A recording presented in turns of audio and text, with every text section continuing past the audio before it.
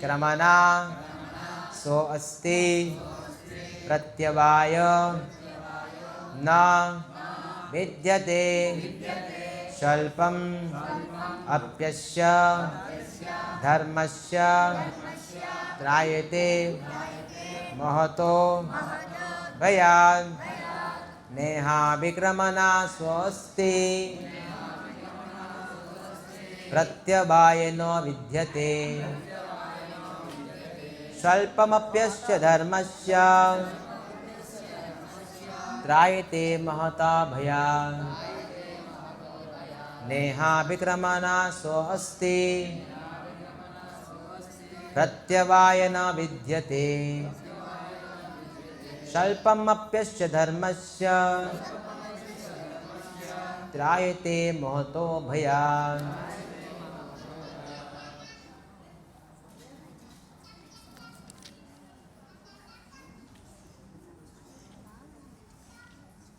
ఈ శ్లోకంలోని అభిక్రమ నేహా అభిక్రమ అభిక్రమ అని ఉన్నది శబ్దం. నేహా విక్రమ. అభిక్రమ అంటే ఏంటి? మనం ప్రయత్నం. ఏం ప్రయత్నం చేయాలి?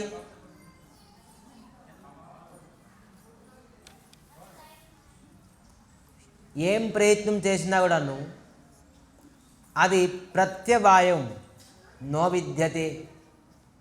ప్రత్యవాయం అంటే ఏంటి? అది నష్టం అవ్వదు, హ్రాసం అవ్వదు,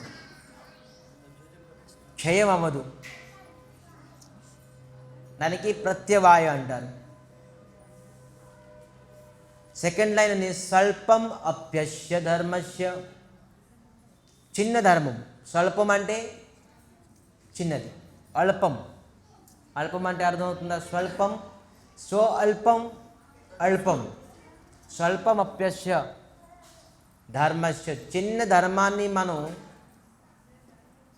పాటించడానికి ప్రయత్నిస్తే అది ఎప్పుడు ప్రత్యవాయం, అది ఎప్పుడు నష్టం అవ్వదు. దీని అర్థం. అయితే ఆ ధర్మం ఏంటి? మనం తెలుసుకోవాల్సింది ఆ ధర్మం ఏంటి. మళ్ళీ ఏమంటున్నారు? ఆ చిన్న ధర్మాన్ని మనం పాటించడం వల్ల ఆ ధర్మం ఎప్పుడూ నష్టం అవ్వదు, హ్రాసం అవ్వదు. మరి త్రాయతే మోహతో భయాత్. త్రాయతే అంటే దూరం చేస్తుంది. త్రాహి త్రాహి అని చెప్తున్నారు. త్రాయతే మోహతో భయాత్. అనేక భయం నుంచి మనకి దూరం చేస్తుంది, తరిస్తుంది. భయం అనేది శబ్దం ఒక పక్కన పెట్టండి, తర్వాత మనం చెప్పుకుందాం. భయం కానీ అనేక విపదాలు. భయం అన్న ఒకటి విపదం. అనేక విపదాలని, కష్టం నుంచి మనకి త్రాయతే రక్షిస్తారు. ఏం చేయడం వల్ల? చిన్న ధర్మము పాటించడం వల్ల. స్వల్పమప్యస్య ధర్మస్య. చిన్న ధర్మము మనం పాటించడం వల్ల భయంకరమైన విపదాల నుంచి కూడా మనం బయటపడగలం. మరి ఏదైతే ధర్మం మనం పాటిస్తామో, ఏ ధర్మం పాటించడానికి ప్రయత్నిస్తామో అది ఎప్పుడు నష్టం అవ్వదు.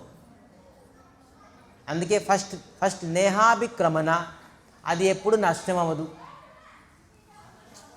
అక్కడ ఎవరైనా వాలంటీర్స్ వెళ్ళి సైలెన్స్ చేయించండి. అక్కడే ఎంట్రన్స్లో చెప్పేసండి, ఎవరు గొలుసు చేయకూడదు. సో అమ్మా, ఇది బజార్ కాదు, మార్కెట్ కాదు, ఇది టీచింగ్ సెంటర్, ఆధ్యాత్మికం టీచింగ్ సెంటర్. సో అందరూ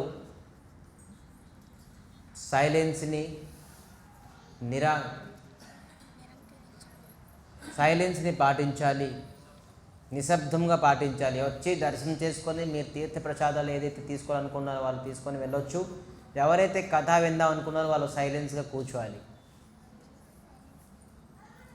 సో నేహాభిక్రమణ స్వ అస్తి ప్రత్యవాయ విద్యతే స్వల్ప అప్యస్య ధర్మస్య త్రాయతే మోహతో భయాత్. మోహతో భయాత్ అన్నారు.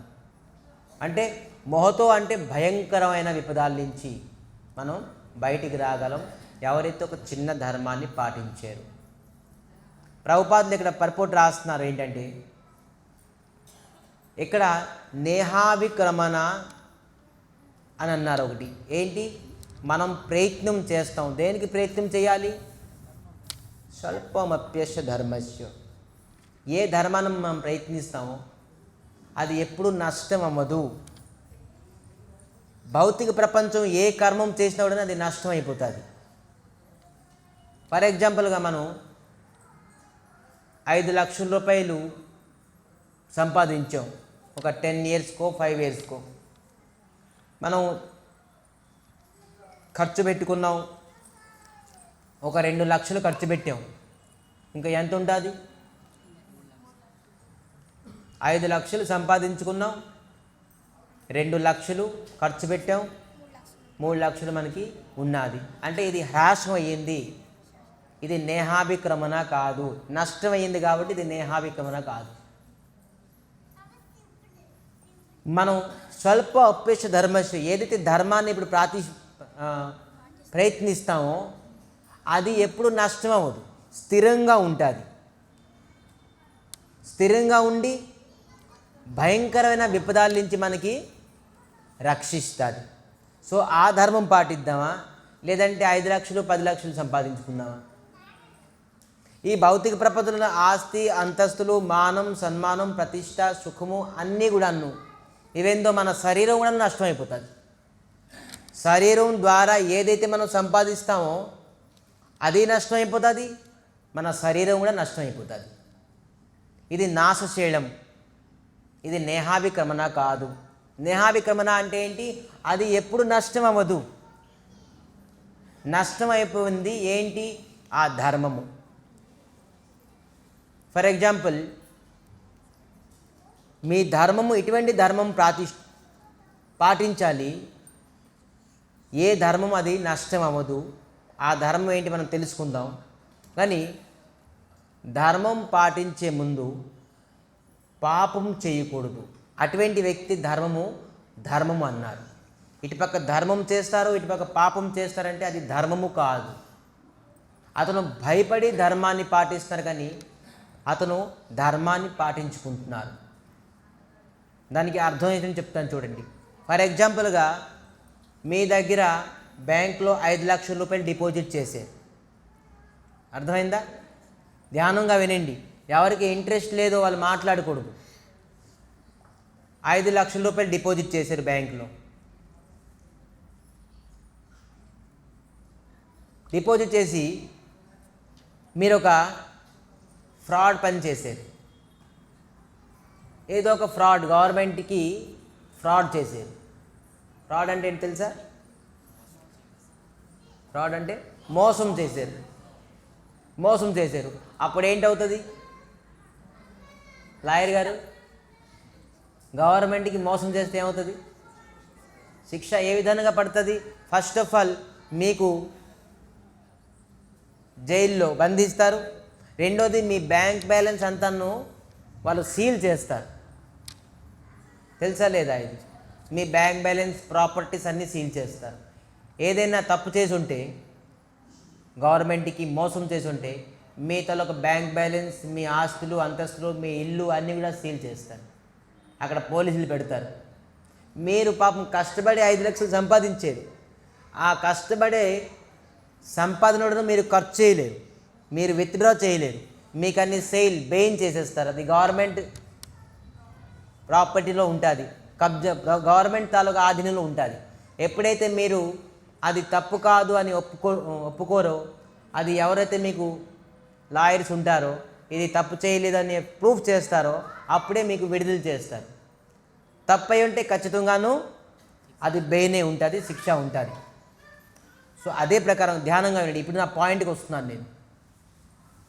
ఎవరైతే ధర్మం చేస్తారో వాళ్ళ ధర్మము వాళ్ళు దేనికి పనికి రాదు ఎప్పుడైతే పాపం చేస్తారు. సో పాపం చేసే వ్యక్తులు government, the supreme personality of God head Srikrishna భగవంతుడు దగ్గర మీరు బంధించబడతారు. భగవంతుడు బంధించడానికి అవసరం లేదు. భగవంతుడికి బోర్డ్ డిపార్ట్మెంట్స్ ఉన్నాయి. సో వాళ్ళు చూస్తారనమాట, మీరు పాపం చేశారు, అందుకే ఏం చేస్తారు, వీళ్ళ ధర్మానికి మన కబ్జాలో తీసుకురండి. సో మీరు చేసిన ధర్మం కూడా మీకు పనికిరాదు. మీరు 5 లక్షలు సంపాదించారు, కానీ మీరు ఎప్పుడైతే గవర్నమెంట్ వ్యతిరేకానికి పనిచేశారో మీ సంపాదించిన జెన్యూన్గా సంపాదించిన డబ్బు కూడాను మీకు ఏం చేస్తారు, ఏమంటే దేంట్లో వెళ్తుంది, సీజ్ చేసేస్తారు, సీజ్ అయిపోతుంది. ఇప్పుడు జెన్యూన్గా మీరు ఇప్పుడు గుడికి వచ్చారు, గోపురంకి వచ్చారు, కార్తీక మాసం దీపాలు పెట్టారు, అట్టిపొల్లు పెట్టారు, పసుపు కుంకాలు పెట్టారు, ఉసిరి చెట్ల మీద దీపం వెలిగించారు, గోపూజ చేశారు, అన్నీ బాగుంది, చాలా పుణ్యం సంపాదించారు. కానీ మళ్ళీ కార్తీక మాసం అయిన తర్వాత ఏంటి, పోలిపాఠం ఏంటంటారు, దానికి పోలిపాద్యం ఏదో అంటారు, పోలిపాద్యం. సో అప్పుడు అంతా పోయింది మొత్తం. పోలిపాద్యం రోజు మొత్తం అంతా కార్తీక మాసం చేసిన అంత ధర్మము అంతా సంపాదించిన గవర్నమెంట్ అండర్లో వెళ్ళిపోతుంది, భగవంతుడు అండర్లో వెళ్ళిపోతుంది. మీ ధర్మం కూడా మీకు ఏ ప్రకారం పనికి రాదు. అందుకే ధర్మం చేసే వ్యక్తి పాపం నుంచి దూరం అంటేక ఆ ధర్మం వాడికి ఫలిస్తుంది. ఇది భగవద్గీత చదివితేగా తెలుస్తుంది. లేదంటే ధర్మం చేస్తున్నాం కానీ నేను ఇంత పూజ చేస్తున్నాను, పురస్కారాలు చేస్తున్నాను, గుళ్ళకి గోపురాలకు వెళ్తాను, దాన దక్షిణాలు చేస్తాను, ఎందుకు నేను ఎప్పుడు బాధతో ఉన్నాను, నాకు ఆరోగ్యం సహకరించుకుంటుంది, నాకు మనశ్శాంతి లేదు, నాకు ఇంట్లో అశాంతి, ఎప్పుడు చూస్తే తగులు, వ్యాపారం వృద్ధి అవ్వకుంటుంది, ఏదో అన్నీ ఎందుకు అవుతున్నాయి? ఎందుకంటే మీరు పాపాన్ని ఆశ్రయిస్తున్నారు కాబట్టి మీ ధర్మం కూడా దేనికి పనికి రాకుండా పోతుంది. మీరు ఎలాగా గవర్నమెంట్ వ్యతిరేకం పనిచేస్తే మీ తాలూకా ప్రాపర్టీస్ అన్నీ కూడా ఎలాగా జప్తు చేయాల్సి వస్తుందో అలాగే మీ ధర్మం కూడాను భగవంతుడు సుప్రీం పర్సనాలిటీ. ఇప్పుడు ఏంటంటే గవర్నమెంట్కి కొంతమంది మీరు పట్టుకోవచ్చు, పట్టుకుపోవచ్చు, మీరు దొరకవచ్చు, దొరకపోవచ్చు, దొంగతనం చేసి ఏదైనా ఫ్రాడ్ చేసి గవర్నమెంట్.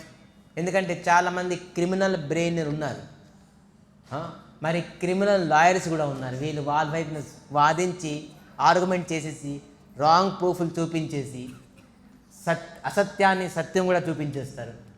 గవర్నమెంట్ నమ్మేస్తుంది. అక్కడ మోసం ఉండొచ్చు, మోసానికి మళ్ళీ మోసం ఉండొచ్చు. కానీ భగవంతుడి దగ్గర దైవచక్షుణాం ఎన్ని సీసీ కెమెరాస్ ఉన్నాయో తెలుసా?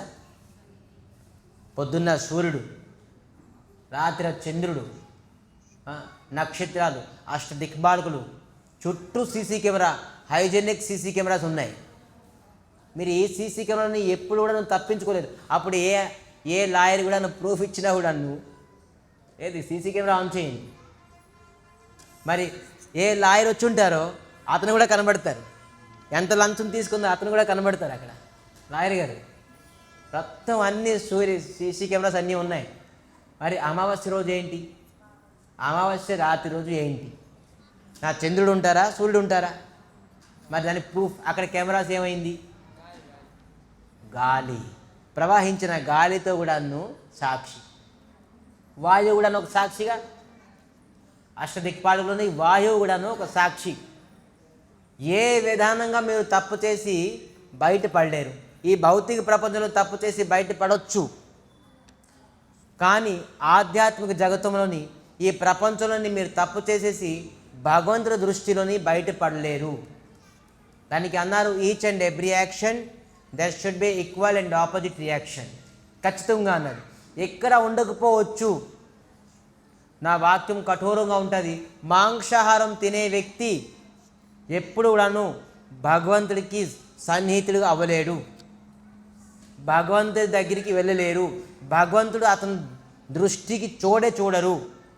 మీరు ఎన్ని కొబ్బరికాయలు 1000 కొబ్బరికాయలు కొట్టండి, 1,00,000 ప్రదక్షిణాలు చేయండి, విభూది సిరేసేయండి ముఖం పైన, పసుపు కుంకాలు కిలోలు యూజ్ చేయండి, దీపాలు సహస్ర దీపాలు వెలిగించండి. వాస్తవంగా చెప్తున్నాను నేను, ఇది మహాఘోరమైన పాపము ఎవరైతే మాంసాహారం తింటారో. స్వామి ఇది కదా మీలాంటి బ్రహ్మచారులు బ్రాహ్మణులు కదా ఇవన్నీ అందరికీనండి. మా జాతి కులంలోని అది లేదు కదా. మా జాతిలో మేము తింటాం కదా. ఏం జాతి చెప్పారు ఇక్కడ? ఎవరు చెప్పారా ఫలానా జాతులు మాంసాహారం తినాలని? చెప్పండి. లేదు. జీవహత్య మహాపాపమని ప్రతి వ్యక్తికి చెప్పున్నాను. సో అందుకే మనుషులు చేసే పని కాదు ఇది. సో మామూలు చిన్న శాంపుల్గా నేను పాపం చెప్పాను. ఇంకా బోల్డు పాపాలు ఉన్నాయి. ఆ పాపం డిస్కషన్ చేయకూడదు. మనం భగవద్గీత డిస్కషన్ చేయాలి. ఈ క్లాస్ భగవద్గీత క్లాస్, పాపం తలో క్లాస్ కాదు. సో పాపం తలో క్లాస్ మనం వేరేగా ఆలోచిద్దాం. అప్పుడు బోల్డ్ పాపం తలకు లిస్టులు వస్తాయి. సో ఇప్పుడు నేను చెప్పడానికి ఏంటి అర్థం అంటే, చిన్న ధర్మాన్ని పాటించండి. ఆ చిన్న ధర్మం వల్ల ఏ ధర్మం అయితే ఎప్పుడూ జీవితంలో నష్టం అవ్వదు.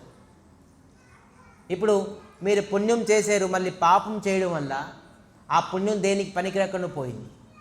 కానీ ఇటువంటి ధర్మము ఏం ధర్మం అది చెప్తున్నారు, అద్భుతమైనది.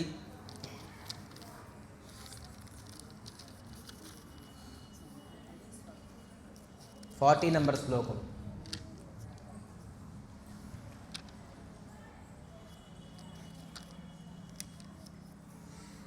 త్యక్తా స్వధర్మం చరణాంబుజం హరే.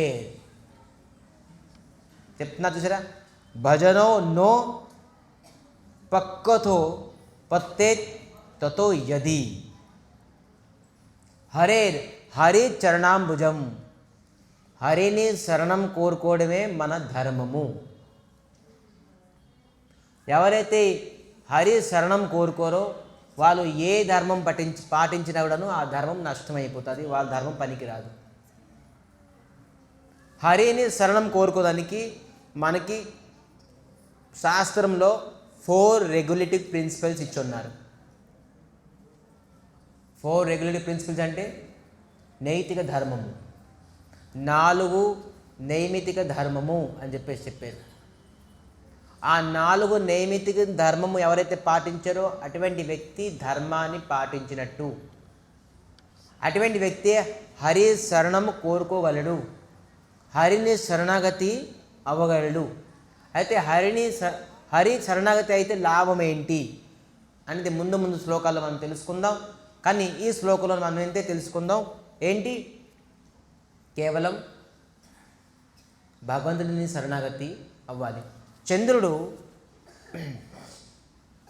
తెలుసా మీకు? సౌరాష్ట్రలోని సోమనాథ్ అని ఉన్నారు తెలుసా? ఒక జ్యోతిర్లింగం. ఆ శివలింగాన్ని ఎవరు ప్రతిష్ఠించారు?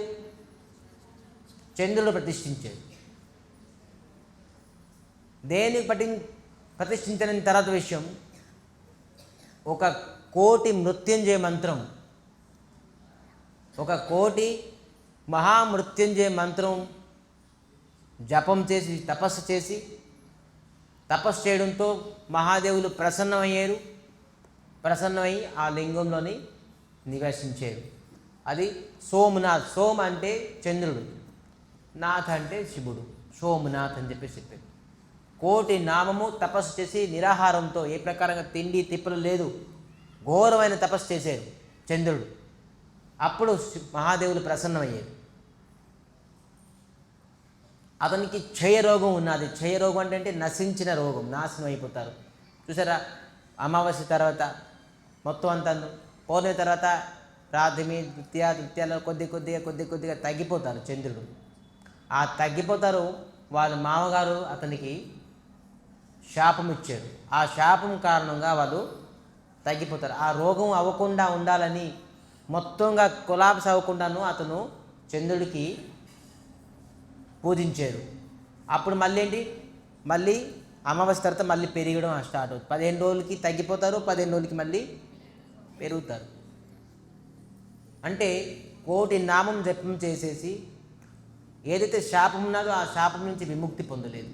కానీ అజామిల్ అని ఒక మహాపాపాత్ముడు ఉండేవారు. భాగవతంలో చెప్తున్నారు అజామిల్ అని. కేవలం నారాయణ అని ఒక శబ్దం చనిపోయిన ముందు పలికేరు. అతను మోక్షం పొందారు, వైకుంఠానికి పొందారు. కానీ చంద్రుడు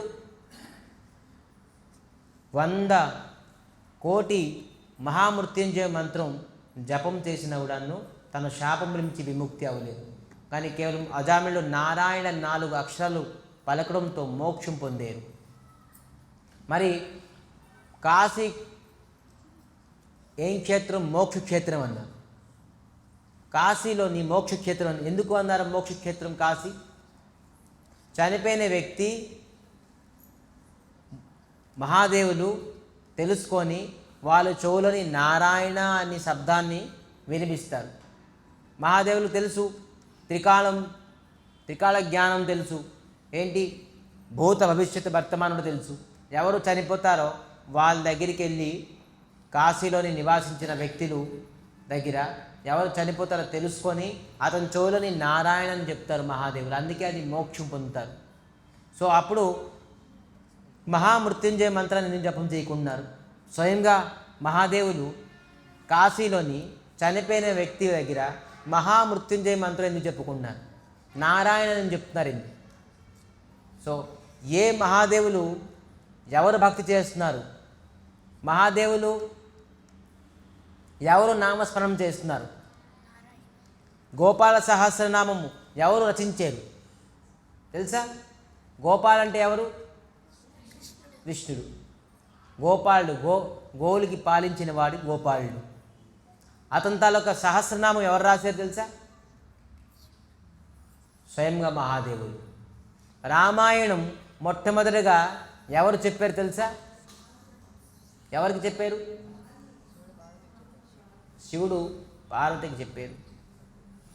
సో ఎందుకు? నిరంతరంగా మహాదేవులు శ్రీహరి తాలూకా ధ్యానంలో ఉన్నారు. శ్రీహరి తాలూకా నామము కేవలం స్మరిస్తున్నారు.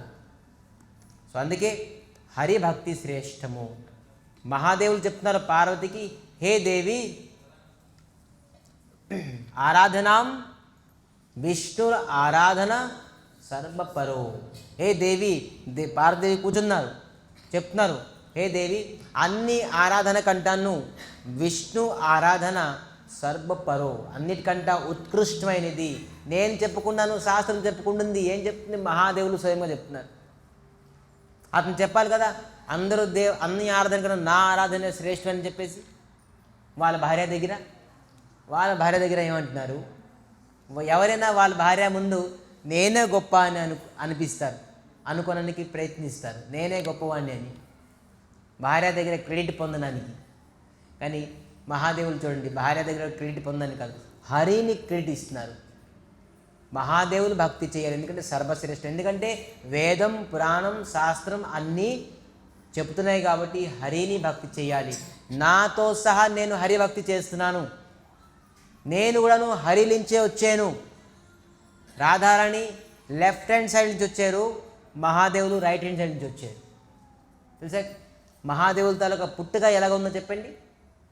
మహాదేవుల తాలూకా పుట్టుక కృష్ణుడి తాలూకా రైట్ హ్యాండ్.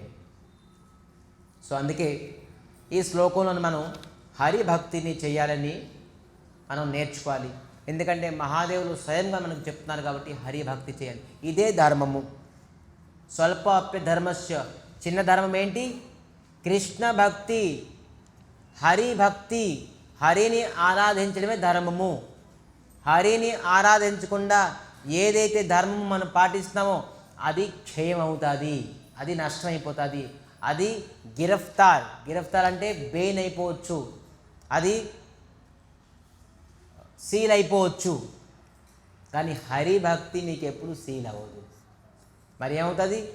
స్వల్ప అప్యేష ధర్మస్య త్రాయతే, అన్ని భయంకరమైన విపదాల నుంచి బయటపడతారు కేవలం హరిభక్తి.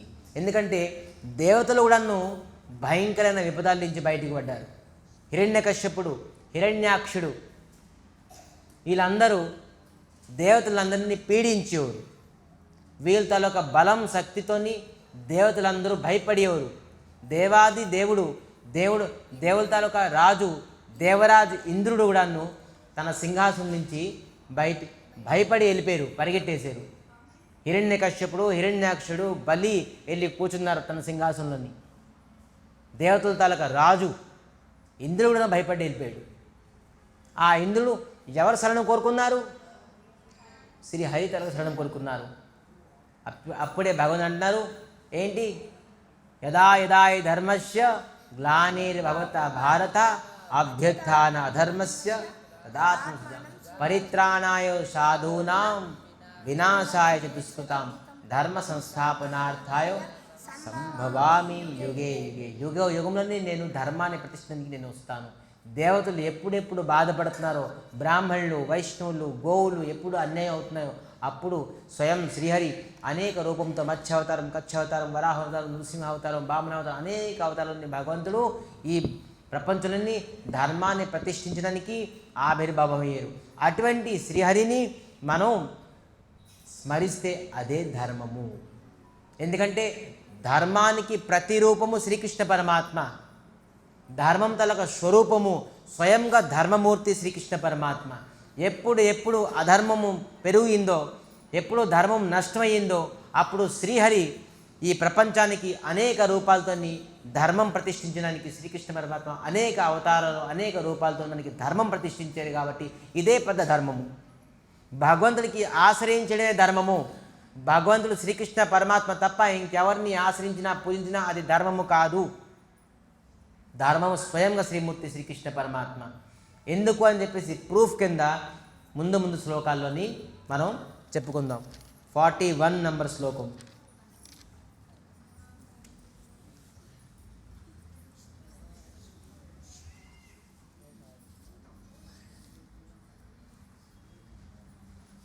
మళ్ళీ ఇక్కడ ప్రభుపాద్ 40 నంబర్ శ్లోకం చెప్తున్నారు చిన్నది ఎగ్జాంపుల్ కింద. ఫర్ ఎగ్జాంపుల్ మీరు 1% భక్తి భగవంతుడు శ్రీకృష్ణ పరమాత్మపై చేశారు. ఎన్ని పర్సెంటేజ్? ఈ లైఫ్లో 1% చేశారు. నామం చేసో, లేకపోతే జపం చేసో, కీర్తనం చేసో, కృష్ణునికి దర్శనం చేసుకో, ఏదో ఒకటి 1% చేశారు. అప్పుడు ఏమవుతుంది? ఆ 1% స్టిల్ నెక్స్ట్ లైఫ్లో 2% నుంచి స్టార్ట్ అవుతుంది. నెక్స్ట్ లైఫ్ మీరు 10% చేశారు, ఇంకా థర్డ్ లైఫ్ మీకు 11% నుంచి స్టార్ట్ అవుతుంది. చూసారు, ఇక్కడ చాలామంది బాల బ్రహ్మచారులు ఉన్నారు, చిన్నపిల్లలు, వాళ్ళకి 12 years ఉన్నారు. 12 yearsలోని వాళ్ళు బ్రహ్మచారిగా ఉంటూ ఎలాగ భక్తి రాజ్యంలో వచ్చేసారు. అందుకంటే వాళ్ళ పూర్వజన్మలోని కొంత భక్తి చేశారు కాబట్టి ఈ జన్మలోని వాళ్ళు ఆ స్టేజ్ నుంచి అప్గ్రేడ్ స్టేజ్కి వెళ్ళారు. సో చాలామందికి చిన్నప్పటి నుంచి కొన్ని శ్లోకాలు బైహట్ అయిపోతుంది. ఒక్కొక్కరికి 70 సంవత్సరాలు అయినా కూడా ఒక శ్లోకం కూడా తెలియదు. కానీ చిన్నప్పటి నుంచి కొంతమందికి 10 శ్లోకాలు 15 శ్లోకాలు కూడా వచ్చేస్తాయి. ఎందుకంటే వాళ్ళు బిఫోర్ లైఫ్లోని కొన్ని శ్లోకాలు నేర్చుకున్నారు కాబట్టి అతనికి బైహట్ అయ్యింది, వచ్చింది, తెలుసుకున్నారు. సో అందుకే భక్తి పూర్వజన్మలో చేసుంటే మనకి ఈ భక్తి ఈ జన్మలో వస్తుంది. అంటిల్ అన్లెస్ మనం 100% రీచ్ అవ్వము అప్పటి వరకు మనం కృష్ణుడిని పొందలేము. అలాగని ఎంత భక్తి చేసామో అది నష్టం కూడా అవ్వదు. అది ప్రతి లైఫ్ కూడా ఏంటి అప్గ్రేడేషన్ అవుతుంది. 50% చేశారు, నెక్స్ట్ లైఫ్ 51% నుంచి స్టార్ట్ అవుతుంది.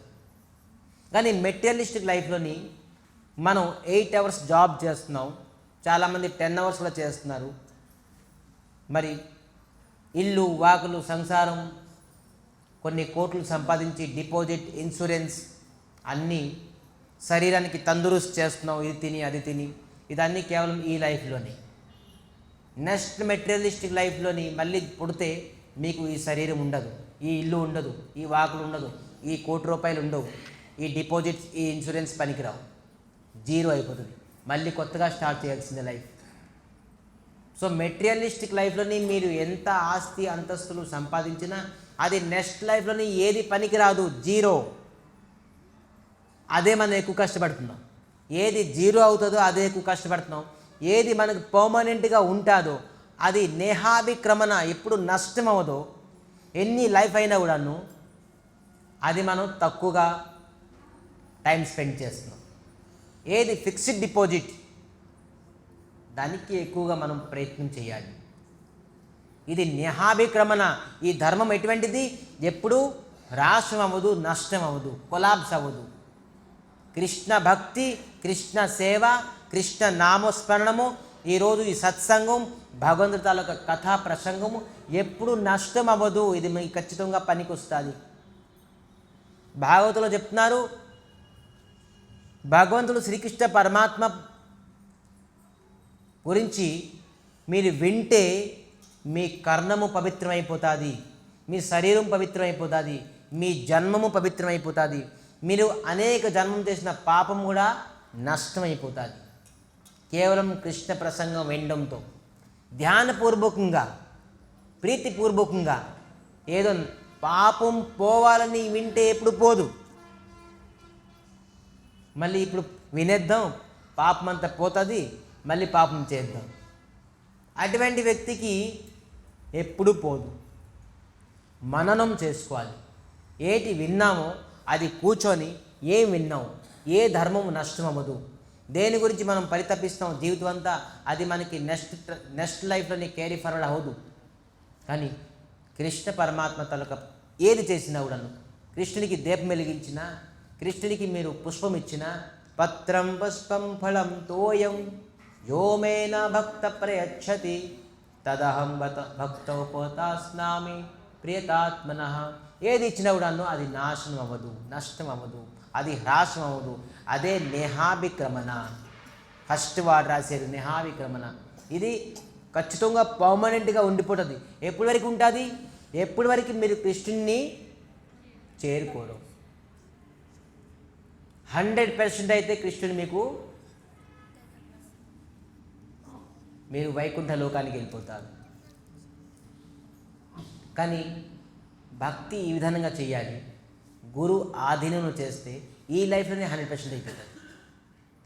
చాలామంది భగవద్గీత చదివి నామం జపం చేస్తారు, వాళ్ళ ఇష్టాసారంగా చేస్తారు. కానీ గురు ఆధీనంలోని భక్తి చేస్తే ఈ లైఫ్లోనే గురుగారు మనకి 100% ఇచ్చేస్తారు.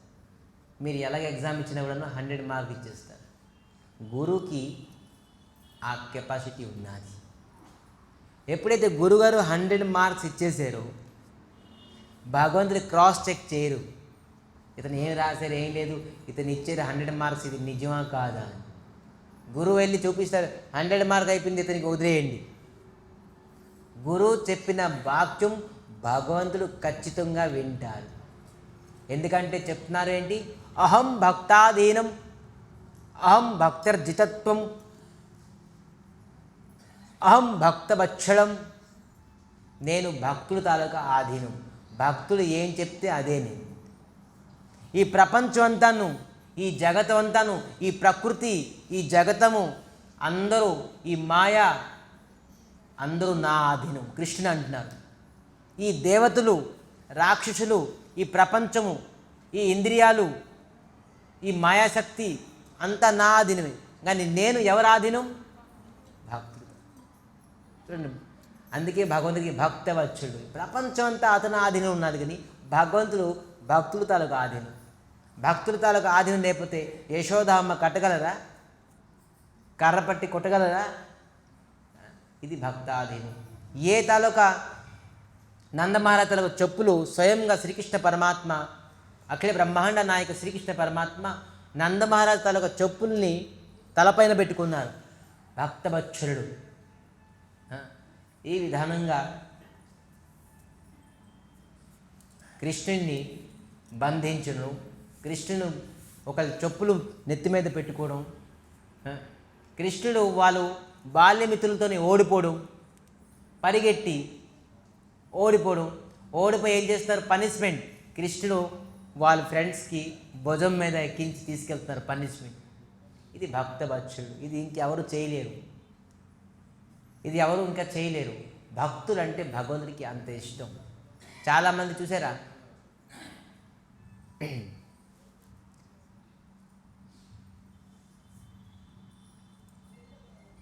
పరిత్రాణాయ సాధూనాం చెప్తున్నారు. పరిత్రాణాయ సాధూనాం అంటే భక్తులతో పాటు నేను రక్షించడానికి నేను వస్తున్నాను. తర్వాత వినాశాయ దుష్కృతాం. సెకండరీ పార్ట్, ప్రైమరీ థింగ్ ఏంటి అంటే నాది ప్రైమరీ కాన్సెప్ట్ ఏంటి? భక్తులకి రక్షించడం, భక్తులతో పాటు నేను ఆడుకోవడం, పాడుకోవడం, భక్తులతో పాటు ఉండడం. అది నేను దాని గురించి వస్తాను. ఒకవేళ అధర్మాన్ని నష్టం చేయాలంటే, దుష్టుల్ని నశించాలంటే, శిక్షించాలంటే, నేను కేవలం సంకల్పం మాత్రం వైకుంఠలోకులు ఉండేసి నేను సంకల్పం మాత్రం వాళ్ళందరికీ నాశనం చేయగలను. నా సుదర్శన చక్రం విడిచిపెట్టేస్తే అందరినీ నాశనం చేసేస్తుంది. కానీ నేను దాని గురించి రాలేదు, నేను భక్తుల గురించి వచ్చాను. భగవంతుడు అధర్మాన్ని నష్టం చేయడానికి ఇక్కడ రావడం అవసరం లే, గదా యుద్ధం చేయడం అవసరం లే, ధనుర్బాణంతో యుద్ధం చేయడం అవసరం లే. రామచంద్రమూర్తి వచ్చారు, 14 సంవత్సరాల వనవాసం చేశారు. 14 సంవత్సరాల వనవాసంలోని ఎక్కువగా ఏం చేశారు చెప్పండి? అందరూ ఋషులు మునిలు అందరూ ఎక్కడ ఉంటారు? వనంలో ఉంటారు. ఈ వనంలో ఉంటారు, అందుకే వనవాసం ఎందుకు వెళ్ళిపోయారు. 14 సంవత్సరాలు చక్కగా ఖూబ్ సత్సంగం చేశారు. ప్రతి నిత్యం అందరు సాధువులతో కూర్చోబెట్టి రామచంద్రమూర్తి తన కథ తన విన్నారు, ఆనందపడుతున్నారు. ఎందుకంటే భగవంతుడు కూడా నువ్వు మోహిత అయిపోతాడు అతని కథ పైన. ఇప్పుడు మనం అందరూ కూర్చున్నాం, భగవంతుడు అక్కడ వింటున్నారు, నా గురించి ఎంత ఏం కథ చెప్తున్నారు. భగవంతుడు కూడా వింటారు తెలుసా. భగవంతుడికి అంత ఇష్టం భగవంతుల కథ. భగవంతుడు చూసి మోహితం అయిపోతున్నారు. ఒకరోజు యశోదామ్మ ఇంటికి వెళ్ళారు, ఇంట్లో దొంగతనం చేస్తున్నారు. ముందు ట్రైనింగ్ తీసుకున్నారనమాట. బయట వాళ్ళ ఇంట్లో దొంగతనం చేయాలంటే ముందు మన ఇంట్లో దొంగతనం చేయాలి. అయితే ఫస్ట్ మన ఇంట్లో దొంగతనం చేద్దామని చెప్పేసి ముందు మక్కన్ వెన్నని దొంగతనానికి వెళ్ళారు. కానీ కృష్ణుని ఇంట్లోని వైడూర్యాల తాలూకా స్తంభం ఉన్నది. ఏంటవుతుంది? రిఫ్లెక్ట్ అవుతుంది. కృష్ణుడి తాలూకా విగ్రహం కృష్ణుడు ఎలాగున్నారో ఆ స్తంభంలో అలాగే కనబడుతున్నారు. అరే ఈ దొంగ ఎక్కడి నుంచి వచ్చాడు? కృష్ణుడు అనుకుంటున్నారు. నాకంట పెద్ద గజ దొంగ అలా ఉంది. నేను రాకముందు ఇతను వచ్చేసారు అంటాను. అతను కూడా ఇష్ట అన్నారే, ఈడు దొంగ నేను దొంగ, నేను ఇష్ట అంటాను, అతను కూడా ఇష్ట అంటాను. అది కేవలం కృష్ణుడి తాలూకా ఛబి, రిఫ్లెక్షన్. కానీ చిన్నగా ఉన్నారు కృష్ణుడు, 1 year ఉన్నారు. తను చెప్తున్నారు, ఏ యశోదామ్మకి చెప్పుకోడు. అతను కూడా సేమ్గా పెడుతున్నారు, యశోదామ్మకి చెప్పుకోడు. అయితే తోడు దొంగలు, నువ్వు సగం తీసుకో, నేను సగం తీసుకుంటాను. ఇవన్నీ ఎవరే? యశోదామ్మ చూస్తున్నారు. అంటే ఇటువంటి భక్త భక్షుల లీల. భగవంతుడు తన తనకు రూపాన్ని చూసి తను మోహిత అయిపోతున్నాడు. ఇతను సేమ్ అచ్చు నాలాగే ఉన్నారేంటి, ఇంత అందంగా ఉన్నారేంటి అని భగవంతుడు తన రూపాన్ని చూసి తనే మోహితం అయిపోతున్నారు. సో చెప్పడానికి కారణం ఏంటంటే భగవంతుడు దుష్టుల్ని, అన్యాయాన్ని, అత్యాచారాన్ని కంట్రోల్ చేయడానికి, సంహరించడానికి అతను ఇక్కడికి రావడం అవసరం లేదు. అనేక అవతారాలు ఎత్తి భగవంతుడు తనకు భక్తులతో పాటు కొంతకాలం గడుపుదామని, ఆడుకుందామని, వాళ్ళతో కొంతసేపు సత్సంగం చేద్దామని, అసోసియేషన్ ఉందామని చెప్పేసి భగవంతుడు వైకుంఠ లోకం విడిచిపెట్టేసి ఈ భూలోకానికి వచ్చారు. సో అందుకే భగవంతుడు అటువంటి శ్రీహరిని, భక్తవత్సలుని శ్రీహరిని మనం భజించడమే మన ధర్మము. సో 41 నంబర్ శ్లోకం అందరూ చదవండి. వ్యవసాయత్మిక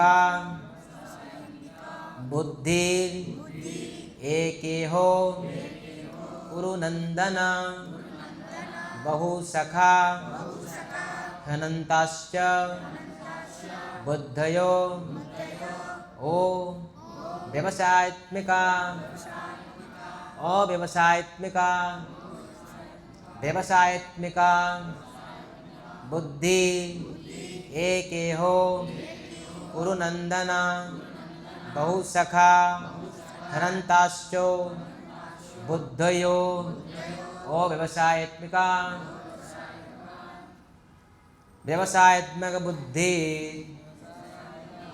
ఏకే కురునందన బహుసఖా హనంతాశ్చ బుద్ధయో ఓ వ్యవసాయత్మిక బుద్ధి ఏకే కురునందన బహుసఖా హనంతాశ్చ బుద్ధయో ఓ వ్యవసాయత్మిక. వ్యవసాయత్మక, ఓ వ్యవసాయత్మక, 2 శబ్దాలు ఇక్కడ మనం ధ్యానం ఇవ్వాలి. వ్యవసాయాత్మిక అంటే ఏంటి? స్థిరమతి. అతని తాలూకా మతి, అతని తాలూకా బుద్ధి స్థిరంగా ఉంటాడు. అది వ్యవసాయాత్మిక బుద్ధి.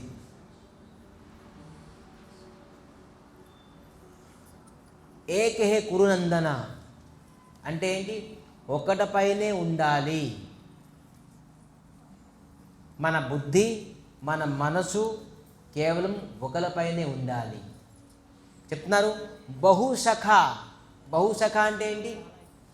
అనేక పూజా పునస్కారాలు, అనేక దేవాదేవీలు ఇవన్నీ అయిపోవడం వల్ల ఏమవుతుంది? అనంతశ్చ బుద్ధయో, అతని బుద్ధి ఏమవుతుంది?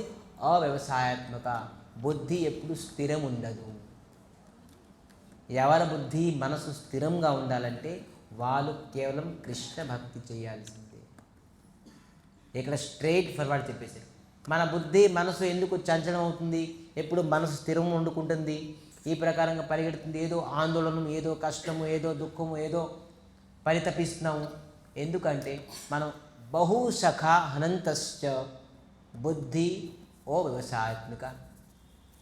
మనం కేవలం ఎప్పుడైతే కృష్ణ పదారవిందం మనో సుధా కృష్ణ పదారవిందయో, ఎప్పుడు మన మనసు కేవలం కేవలం కేవలం అంటే ఏంటి? ద ఓన్లీ ఓన్ కృష్ణ పరమాత్మ పాద పద్మాలని మనం ఆశ్రయం తీసుకున్నామో మన మనసు స్థిరం అయిపోతుంది, బుద్ధి స్థిరం అయిపోతుంది, మన గతి అంతా స్థిరం అయిపోతుంది. మనం స్థిరం లేకుండా ఎందుకు చంచలం అవుతుంది? చాలామంది చూసారా, చెట్లకి పొట్లకి కూడా పూజ చేస్తారు. చెట్లకి పొట్లకి మెషిన్లకి. నేను మొన్న చూశాను, పెట్రోల్ బంక్ కూడా పూలమాల వేస్తున్నారు. దేనికయ్యా? పెట్రోల్ బంక్ పెట్రోల్ కరెక్ట్గా వస్తుంది, పూజ అంతే. పెట్రోల్ కరెక్ట్గా వస్తుంది, పెట్రోల్ బంక్కి మాల వేసేది, అది కూడా పూజే. పెట్రోల్ బంక్కి అది పెట్రోల్ మెషిన్ వేసే మెషిన్ ఏంటుంటుంది, దానికి ఏమంటారు? బంక్లో మెషిన్ ఉంటుంది కదా, పెట్రోల్ వేసే మెషిన్. దానికి పసుపు కుంకుమ పెట్టేసి ఒక దండ వేసేది. నేను అడిగాను, ఎందుకయ్యా ఈ దండ వేసే పసుపు కొంటే అంటే పెట్రోల్ కరెక్ట్గా వస్తుందండి. ఇదే బహుశఖ. బహుశఖ అంటే చూసారా, చెట్లకి పొట్లకి గాడిదలు కూడా పూజ చేస్తారు మన రాయలకి రప్పలకి. పూజ ఎవరికి చేయాలి? శాస్త్రంలో ఏమి రాసి ఉన్నారు? వాళ్ళకి పూజ చేయండి. ఈ ప్రకారంగా బహుశఖ అని ఒక్కొక్క గల్లీలోని ఒక్కొక్క దేవతలు, ఒక్కొక్క దేవి ఒకటి వినండి. ఎప్పుడైతే నెక్స్ట్ శ్లోకంలో ఉంటుంది, ఎవరిని ఒక్కరిని పూజిస్తే అందరూ పూజ చేసే ఫలితం వస్తుందో అది ఎవరు? అదే శ్రీకృష్ణ పరమాత్మ. దానికి నేను అనేక ప్రూఫ్స్ ఇవ్వగలను. ఎవరిని ఒక్కడిని పూజ చేస్తే అందరినీ పూజ చేసే ఫలితం వస్తుంది, అదే శ్రీకృష్ణ పరమాత్మ. మరి మీరు నాకు చెప్పండి, వీళ్ళకి పూజ చేస్తే అందరూ పూజ చేసినట్టుగా కాదా అని చెప్తే నేను దానికి బోలు ఆన్సర్ ఇస్తాను. చిన్న ఎగ్జాంపుల్ కింద మీకు చెప్తాను. మహాభారతం యుద్ధం ముందు శ్రీకృష్ణ పరమాత్మ అర్జునుడికి విశ్వరూపం అనే ఒక రూపాన్ని దర్శనం ఇచ్చారు. అవునా కాదా? తెలుసా లేదా అందరికీ? ఎవరికి తెలుసు? చేతులు లేపాలి. చేతులు లేవా? లేదని తెలియదా ఎవరికి? సో తెలియదా? కొంతమంది ఎవరికి చేతులు లేపలేదు, ఎవరికి తెలియదా విశ్వరూపం అంటే ఏంటి? తెలియదా వాస్తవంగా? ఓకే, తెలియపోయినా మధ్య చేతులు ఎందుకు లేపించారంటే నిద్రపోతున్నారో లేకపోతే అవుట్ ఆఫ్ మైండ్ ఉన్నారో తెలుసుకోదానికి. సో ట్రాక్లో తీసుకురావాలిగా అందరికీ. సో విశ్వరూపం అంటే ఎప్పుడైనా మీరు గూగుల్ గురు ఉన్నారుగా, మీ అందరికీ గూగుల్గా ఏది కావాలంటే గూగుల్ని సెర్చ్ చేస్తారు. గూగుల్లో కొట్టండి విశ్వరూపం, శ్రీకృష్ణ పరమాత్మ తనక విశ్వరూపం అని. ఆ ఇమేజ్ని చూడండి. ఆ ఇమేజ్లో చూస్తే మీకు ఏం కనబడతారు? అన్ని దేవతలు వాళ్ళని కనబడతారు. కృష్ణుడి నుంచి అన్ని దేవతలు ప్రకటమై ఉన్నారు. ఏ దేవత కృష్ణుడి నుంచి భిన్నం కాదు. అందరూ కృష్ణుడి నుంచి ఒక్కొక్క శక్తి, బ్రహ్మ, విష్ణు, మహేశ్వరుడు, గాయత్రి దేవి, కాళి, దుర్గా, వినాయకుడు, మహాదేవులు, అందరూ ఋషులు, అందరూ అందరూ కూడాను భగవంతుడు శ్రీకృష్ణ పరమాత్మ నుంచే ఉద్భవం అయి ఉన్నారు. ఈ జగతం కూడాను కృష్ణుడి నుంచే ఉద్భవం అయి ఉన్నది. సో అందుకే కృష్ణుడిని పూజించడం వల్ల మొత్తం ఈ జగతంలోని ఎన్ని దేవతలు ఉన్నారో అందరూ దేవతలు ప్రసన్నం అయిపోతారు. మనం చెట్టుకి నీళ్ళు ఇవ్వాలంటే ఒక కొమ్మ ఎండిపోతుంది, ఒక ఆకు ఎండిపోతుంది, ఒక పువ్వు ఎండిపోతుంది అంటే మనం ఏం చేస్తాం? చెట్టు మొదటిలోని మనం నీళ్ళు పోస్తాం. ఆ మొదటి ఎవరు? ఈశ్వర పరమ కృష్ణ సచ్చిదానంద విగ్రహ అనాదిరాదిర్ గోవింద సర్వకారణ కారణం. ఈశ్వర పరమకృష్ణుడు, అన్ని కారణానికి కారణము అతనే శ్రీకృష్ణ పరమాత్మ. అన్ని కారణానికి, మహాదేవులకి సృష్టి అనే కారణం అతనే, ఈ జగతానికి కారణం అతనే, ఈ లక్ష్మీదేవి తాలూకా కారణానికి అతనే, సరస్వతిదేవికి సృష్టికి కారణం అతనే, అన్ని కారణానికి కారణం అతనే. ఒక విషయం చెప్పిన, బ్రహ్మకి ఎవరు సృష్టించారు? శ్రీకృష్ణ పరమాత్మ. తను ఒక నాభి కమలం నుంచి పద్మం వచ్చి పద్మం పైన బ్రహ్మ ఉన్నాడు. ఈ బ్రహ్మ మొత్తం జగతానికి సృష్టించారు. ఈ జగతంలోని మొత్తం అంతా దేవీలు దేవతలు అందరూ బ్రహ్మ నుంచి వచ్చిన వారే. ఎంతమంది దేవీలు దేవతలు ఉన్నారో అందరూ బ్రహ్మ నుంచి వచ్చినవారు. కానీ ఆ బ్రహ్మ ఎక్కడి నుంచి వచ్చారు? గర్భోదక సాయి విష్ణు. అంటే భగవంతుడు విష్ణుమూర్తుల గర్భం నుంచి వచ్చిన వారే. అందరూ గర్భం నుంచి వచ్చే వాళ్ళకి ఏమంటారు? మన గర్భం నుంచి వచ్చాం, మన అమ్మ గర్భం నుంచి వచ్చాం, మనకి ఏమంటారు? సంతానం. మనం అందరం భగవంతుల సంతానమే. బ్రహ్మాది దేవతలు అందరూ భగవంతుల సంతానమే. గర్భోదక సాయి విష్ణు నుంచి గర్భం నుంచి అందరూ ప్రకటమయ్యారు కాబట్టి అందరూ దేవతలందరూ భగవంతుల సంతానమే. ఈ దేవతలు కశ్యప ఋషి మరి అదితి. కశ్యప ఋషికి 13 మంది భార్యలు. 13 మంది భార్యలని 2 భార్యలు దితి అదితి. అదితి గర్భం నుంచి దేవతలందరూ పుట్టారు, దితి గర్భం నుంచి రాక్షసులందరూ పుట్టారు. ఈ రాక్షసులు దేవతలు ఇద్దరు అందములు అక్కచెలులే. ఈ దేవతలు మరి రాక్షసులకి పరోహో శ్రీ విష్ణుమూర్తి శ్రీకృష్ణుడు. దేవతలతో సరిసమానం చేయకూడదు. కశ్యప ఋషి ఎప్పుడు భగవంతుడు విష్ణుమూర్తి నాభికం నుంచి బ్రహ్మ నుంచి సప్త ఋషులు, ఆ ఋషి నుంచి కశ్యప ఋషి నుంచి దేవతలు దితి అదితి గర్భం నుంచి దేవతలు మరి రాక్షసులు పుట్టారు. విష్ణుమూర్తి ఎక్కడున్నారు? దేవతలు ఎక్కడున్నారు? మరి ఈ దేవతలందరూ ఏం చేస్తున్నారు? భగవంతుని విష్ణు ఆరాధన చేస్తున్నారు. వీరికి ఎప్పుడు వాళ్ళ అందముల నుంచి కష్టం వస్తుందో రాక్షసులందరూ ఎప్పుడు టార్గెట్ ఒకటే, ఏంటి? దేవతల్ని హింసించడమే. వాళ్ళ సింహాసనంలో మేము కూర్చోడమే. ఒక వాడు చెప్పిన హిరణ్యకశిపు అంటే ఏంటి చెప్పండి? రాక్షసుడే. హిరణ్య అంటే బంగారం, కశ్యప అంటే ఏంటి? సుఖపడడం. ఎవరైతే బంగారం వేడియేరాలు నేను సుఖపడతాను అంటే వాడు హిరణ్యకశిపుడే. హిరణ్యకశిపులకు మీనింగ్ అది. బంగారంతో ఎవరు సుఖపడతారో వాడు హిరణ్యకశిపుడే. ఇక లిస్ట్ అవుట్ చేయండి, ఎంతమంది హిరణ్యకశిపుడు ఉన్నారు ఇక్కడ? ఎవరు అయితే బంగారం ఎవరికి ఇష్టం లేదు. వెరీ గుడ్, అందరూ రాక్షసులు కాదు. సో ఇవేందో నేను బంగారం ఎగ్జాంపుల్ ఇచ్చాను. ఎవరైనా వాళ్ళు ఇల్లు వాకులు భార్య పిల్లలు సుఖం, పిల్లలు ఉద్యోగం సద్యోగం ఇల్లు వాకులు మాన సన్మానం ప్రతిష్ట పైన ఎవరైతే సుఖం అనుకుంటారో సుఖం పొందనుకుంటారో వారందరూ హిరణ్యకశ్యపుడే. ముందు శ్లోకాలు ఉండేది. జగతానికి విడిచిపెట్టి ఎవరి సుఖం గురించి మనం ప్రయత్నించాలి, అప్పుడే వాడు రాక్షసుడు కాదు, వాడు దేవతడు అయిపోతాడు. సో అందుకే ముందు శ్లోకాలు మనం చెప్పుకుందాం. ఎక్కడ ఏం చెప్తున్నారు? బహుశఖా అనంతశ్చో. మనం అనేక పూజా పునస్కారం చేయడం అవసరం లేదు. ఎప్పుడైతే మన కృష్ణ పరమాత్మ తలకు పూజ చేస్తాయి, శ్రీకృష్ణ తలక ఆరాధన ఎవరైతే చేశారో వాళ్ళు అందరూ దేవతల తలక ఆరాధన అయిపోయింది. ఎందుకంటే అందరూ శ్రీకృష్ణ పరమాత్మ తలక గర్భం నుంచే వచ్చిన వారు. ఫర్ ఎగ్జాంపుల్గా మీ ఇంట్లోని 5 అన్నదమ్ములు ఉన్నారు, మరి ఒక నాన్న ఒక అమ్మ ఉన్నారు. మీకు పెళ్లి కార్డు రాయాలి, ఎవరి పేరు మీద ఇస్తారు? ఎవరి పేరు మీద ఇస్తారు? తల్లిదండ్రి పేరు మీద ఇస్తారు. తండ్రి ఉంటే తండ్రి పేరు మీద ఇస్తారు, లేదంటే తల్లి ఉంటే తల్లి పేరు మీద ఇస్తారు. పిల్లలు 5 ఉన్నారు, చిన్నోళ్ళైనా పెద్దోళ్ళైనా ఎవరైనా కానీ వాళ్ళ పిల్లల పేరు మీద తండ్రి పేరు మీద ఇస్తారు. అంతే కదా? సారీ, భగవంతుడు అందరికీ తండ్రి. పితాహమస్య జగతో మాతా ధాత పితామహ. స్వయంగా శ్రీకృష్ణ అంటున్నారు, పితాహమస్య జగతో, ఈ జగతానికి తండ్రిని నేనే. మరేమంటారు? మాత, తల్లిని కూడా నేను. ధాత, బంధు.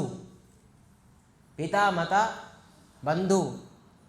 పితామహ, మీ తండ్రిని కూడా నేనే, తాతని కూడా నేనే, మొత్తాతని కూడా నేనే అంటారు. మీ తండ్రి చూస్తే మనకి శ్రీకృష్ణ పరమాత్మ. ఎందుకంటే మమేవాంశో జీవలోకో జీవభూత సనాతనం. ఈ జీవులందరూ ఎంతమంది కనబడుతున్నామో మనమందరూ కృష్ణ పరమాత్మ తలకు అంశమే. స్వయంగా కృష్ణ అంటున్నారు, ఇతను నా వారసుడయ్యా, నా అంశం నుంచి పుట్టారు అని చెప్పి చెప్తున్నాం మన కొడుకులకి కూతుర్లకి. కృష్ణుడు ఏమంటారు? ఈ జీవులందరూ నా తలకు అంశమే అంటున్నారు. మమే వాంశ జీవలోక జీవభూత సనాతన. గీత చదివితే తెలుస్తుంది ఎంతమంది జీవులు ఉన్నారో. ధ్యానం కానండి, మీ దగ్గర నుంచి ఒక ఆన్సర్ కావాలి నాకు. ధ్యానం కానీ మమే వాంశ జీవలోక జీవభూత సనాతనం. ఈ భూతంలోని ఈ జగత్తులోని ఎంతమంది జీవులు ఉన్నారో అందరూ నేను వాళ్ళ తలకు తండ్రిని. అయిందా? అర్థమైందా? ఈ పాయింట్ అర్థమైందా? సో మనం ఎవరిమి? మనుషులమే. ఓకే, మనం ఎవరిమి? కృష్ణుడు తాలూకు అంశం. అంటే మనం ఎవరు అవుతాం? కృష్ణుడి తాలూకు సంతానం. వాస్తవంగా చెప్పండి అంతే. ఓకే, ఇప్పుడు చెప్పండి మళ్ళీ ఒక ఆన్సర్. కోడి ఏంటి? కోడి ఒక జీవి. ప్రతి జీవి భగవంతులకు అంశం. మమేవాంశ జీవలోక జీవభూత సనాతనం. ఈ భూతంలోని అన్ని జీవులు నా తాలూకు అంశమే అంటున్నారు. సరే, కోడి కూడా ఏంటి? భగవంతు తాలూక అంశం. అయితే వాళ్ళు కూడాను భగవంతులకు సంతానమే, అంతేగా? అయితే కోడి మేకలు మరి కూడా మనం కూడా భగవంతు సంతానమే. అయితే మనం ఎవరిని చంపుతున్నాం? మన అన్నదమ్ముల్ని చంపుతున్నాం. చూసారా? అందుకే ఎవరైతే భాతృహ మాతృహ పితృహ ఇవన్నీ దోషం నుంచి బయటికి రాలేదు. ఎవరు కోడి మేకలు చంపుతున్నారు? ఇది కూడా జీవే, ఇది కూడా భగవంతుడు సృష్టించారు. ఎందుకు సృష్టించారు అంటే వాళ్ళ తాలూకా కర్మం బట్టి వాళ్ళు సృష్టించబడ్డారు. అంతేగాని కోడి అవ్వడం వాళ్ళ తప్పు కాదు, వాళ్ళ కర్మం తలక తప్పు. అందుకని మీరు చంపడం అది తప్పు. మీకు చంపమని చెప్పలేదు, తన కర్మం వల్ల అది కోడిగా పుట్టింది. అలాగని మీరు చంపడానికి కోడిగా పుట్టలే. అది జీవితం ఉంటుండగాను చాలామంది హింసించి కోడి కేవలం పేక నులిపేస్తారు. మీకు ఒక వ్యక్తి మీ ముందే మీ కొడుకుని పేక మురిపేస్తే ఎలాగుంటుంది చెప్పండి? కత్తితో కోసేస్తే ఎలాగుంటుంది చెప్పండి? చాలామంది ఇంకొక ధర్మంలో అది చెప్పకూడదు, హలాల్ అంటారు.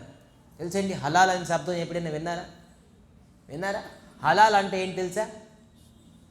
అంటే పేకని స్లోగా కొయ్యాలట. చూసారా? ఒకసారి మనం కోస్తే ఒకసారి చనిపోతుంది కొట్టుకొని. అలా కాదట. హలాల్ అంటే మెల్లిగా కోస్తారట. అంటే అది ఇంకా బాధపడాలి. హలాల్ అది ఎవరు చెప్పారు? పైగంబర్ మహమ్మద్ పైగంబర్ చెప్పారు హలాల్ చేసి తినమని చెప్పేసి. ఇది నేను ఏ ధర్మం అని పేరు చెప్పను. మహమ్మద్ పైగంబర్ చెప్పారు మీరు ఎలాగ డైరెక్ట్గా తినకండి, చంపేసి హలాల్ చేసి తినండి అన్నారు. వాస్తవంగా కరెక్ట్ చెప్పారు. ఎందుకు చెప్పారంటే మెల్లిగా కోసి తింటే ఆ పశువు ఆ పక్షి తాలూకా బాధని వీళ్ళకి తెలుస్తుంది. ఒకటేసారి చంపేస్తే ఆ బాధ తెలియదు. ఈ పశువు ఎంత బాధపడుతుందో ఆ పక్షి ఎంత బాధపడుతుందో తెలుసుకొని ఈ పని చేయకూడదు అని తెలుస్తుంది. కాబట్టి మహమ్మద్ పైగంబర్ అలాగ మెల్లిగా కోసి తినండి అని చెప్పారు. అతను లాస్ట్కి తెలుసుకుంటారు. చెప్పేలోని మహమ్మద్ పైగంబర్ ఇతనే చనిపోయారు. సో సిగరెట్ తాగుతున్నాడు 50 సిగరెట్లు ఒక వ్యక్తి, డాక్టర్ చెప్పారు 50 సిగరెట్లు కాదయ్యా, నువ్వు కేవలం 20 సిగరెట్ తాగు, నెలకి కంట్రోల్ రాకపోతే నువ్వు చనిపోతావు. సరే డాక్టర్ చెప్పారు నాకు 20 సిగరెట్ ఖాయమని, సరే నేను 20 సిగరెట్ తాగుతాను. మళ్ళీ ఒక నెక్స్ట్ మంత్ వెళ్ళారు, నువ్వు ఇప్పుడు 10కి తగ్గించేయాలి, లేదంటే నీకు భయంకరం, నీ హెల్త్ పోతుంది.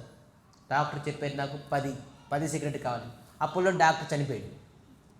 చనిపోయిన తర్వాత ఈ పేషెంట్ ఏంటి 10 సిగరెట్ తాగొచ్చు అని డాక్టర్ చెప్పారు, ప్రాబ్లం లేదు. ఇదే శాస్త్రం, ఇదే ధర్మం, ఇదే న్యాయం, ఇదే రచించేసాడు. అతను డాక్టర్ బతుకుంటే 5 చేయి, 3 చేయి, 2 చేయి, 0 చేసి అని అందరూ, కానీ అప్పుడు అతను చనిపోయారు. ఈ హలాల్ చేయమని చెప్పారు, మెల్లిగా కోసి చంపు అంటే ఆ జీవితాలకు బాధ తెలుసుకో. మెల్లిగా ఒక స్టేజ్ వస్తుంది, నువ్వు చంపడమే మానేస్తావు. అది మహా తపి మహమ్మద్ పైగంబర్ మంచి ఖురాన్ అని శాస్త్రం రాశారు. ఖురాన్ కూడా తప్పు కాదు. జీవహత్య మహాపాపం అని చెప్పేసి 10 రెగ్యులేటివ్ ప్రిన్సిపల్స్లోని ఫస్ట్ ప్రిన్సిపల్లోని జీవహత్య మహాపాపం రాస్తున్నారు. ఖురాన్ వ్యక్తి అడగండి. ఇప్పుడు ధ్వంసం చేసేసారు ఆ ఖురాన్ని. ఇవేందో క్రిస్టియన్ తాలూకుది బైబిల్ మంచి ధర్మమే, అక్కడ కూడా జీవహత్య మహాపాపం. నేను ఇంకా మీకు అనేక విషయాలు చెప్పాల్సి ఉన్నది, కానీ నేను మీ తాలూకా ఆలోచన బుద్ధి బట్టి నేను చెప్పలేకపోతున్నాను అని చెప్పున్నారు క్రిస్టియన్ ధర్మంలోని ఖురాన్ బైబిల్లో. సో అక్కడ అన్నీ తక్కువగా ఉన్నాయి, కానీ మన భగవద్గీతలోని సంపూర్ణమైన జ్ఞానం ఉన్నది. వాళ్ళందరూ కేవలం జీవులు, కానీ ఈ జ్ఞానం ఎవరిచ్చారు? సాక్షాత్ శ్రీకృష్ణ పరమాత్మ, కృష్ణస్థ స్వయం భగవాన్, భగవంతుడి గీత ఇచ్చాడు. ఈ గీతాలను ఏం చెప్తున్నారు? మీరు అనేక ప్రశాఖలు బహుశఖ ఇతరుల్ని పూజించకండి, కేవలం నన్ను పూజించండి. నన్ను పూజించడం వల్ల మీరు మొత్తం జగతానికి పూజించినట్టు ఫలితం మీకు లభిస్తాడు. ఎందుకంటే ఈ జగతం అంతా నాలోనే ఉన్నారు. మీరు బహుశఖ చేయడం వల్ల మీ బుద్ధి స్థిరంగా ఉండదు, మనసు స్థిరంగా ఉండదు. మరి మీరు స్థిరమైన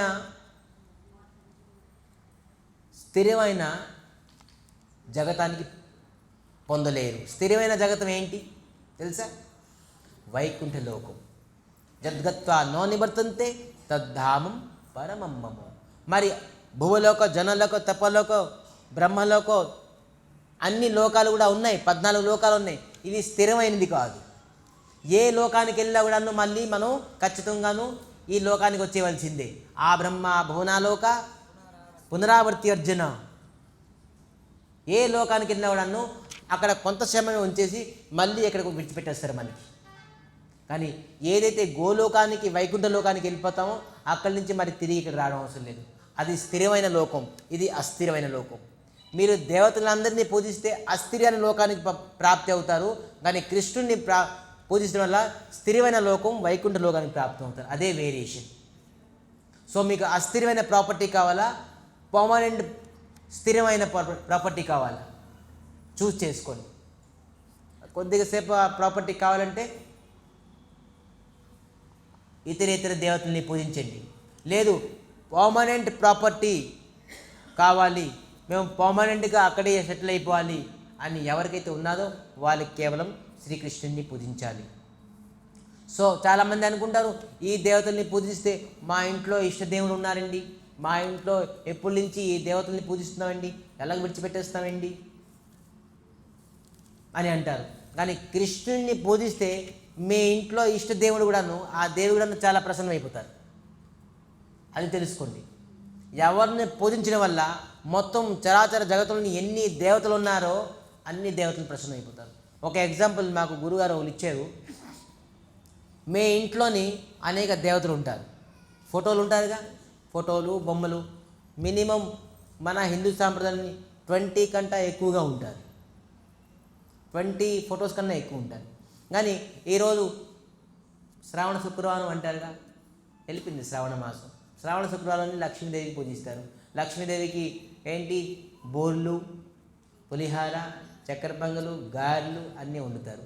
కానీ అక్కడే మహాదేవులు కూర్చుని ఉంటారు, పక్కనే పార్వతి కూర్చుంటారు, అప్పుడే విష్ణుమూర్తి ఉంటారు, ఇంకా ఇతర దేవతలు ఉంటారు. వీళ్ళందరూ చూస్తుంటారు. కానీ మీరు ఎవరికి ఇస్తారు?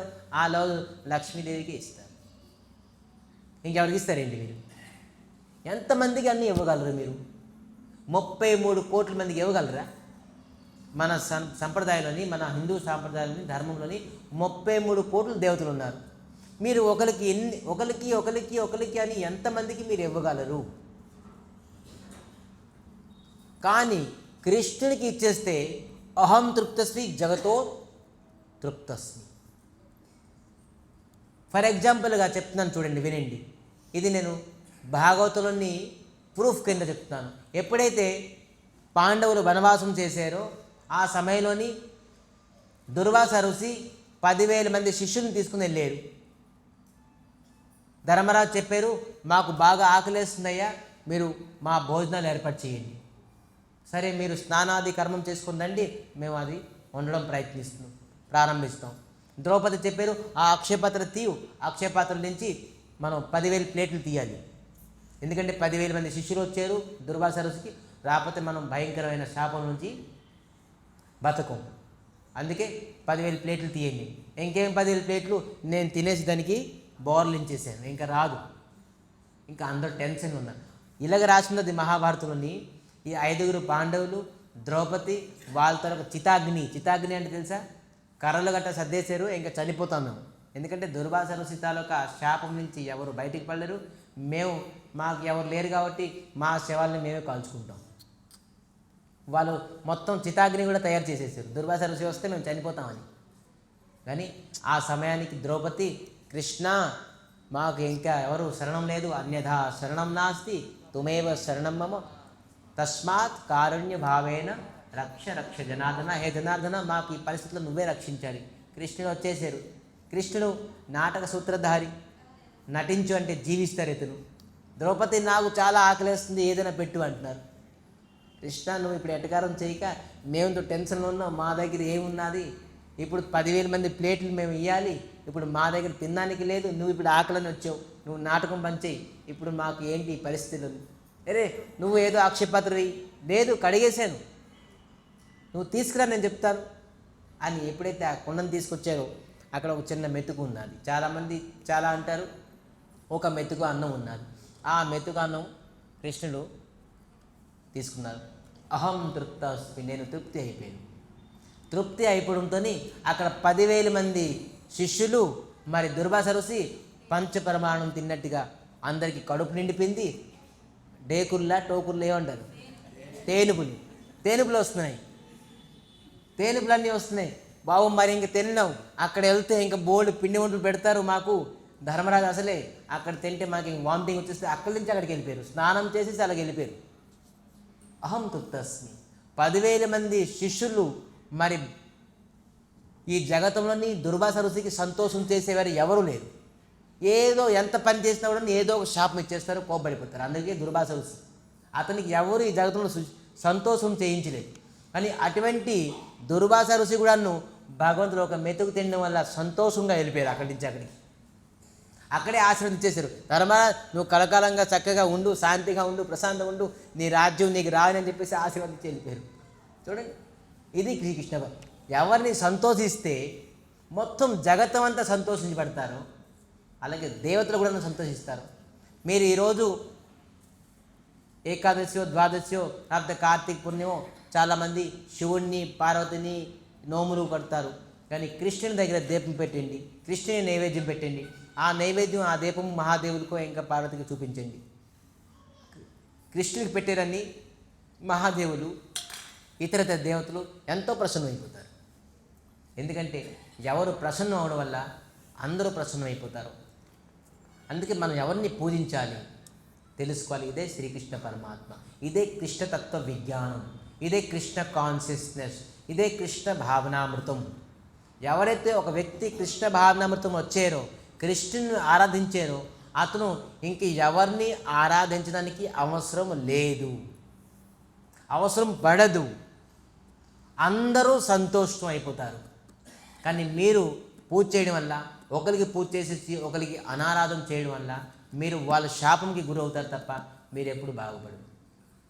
ఒక దేవికి పూజిస్తే ఇంకో దేవి తప్పుగా అనుకుంటారు. ఎందుకంటే మీ దగ్గర 20 నుంచి 30 ఫోటోలు ఉంటాయి కాబట్టి మీ ఇంట్లోని కేవలం 30 మంది ఉన్నారేంటి, పైలించి చూస్తున్నారు. మాకు ఎప్పుడు పూజ చేయలేదు ఇతను, మాకెప్పుడు అగరబత్తి వెలిగించలేదు, ఎప్పుడు దీపం వెలిగించలేదు. ఇతను అవకాశవాది. డబ్బు కావాలంటే లక్ష్మిని పూజిస్తాడు, చదువు కావాలంటే సరస్వతిని పూజిస్తాడు, ఆరోగ్యం కావాలంటే సూర్యుని పూజిస్తాడు. మహా అవకాశవాది అని దేవతలు ఏమంటారు, ఇటు మహా చలాకి, ఈ చలాకీకి మనం కూడా చలాకీ చూపిద్దామని.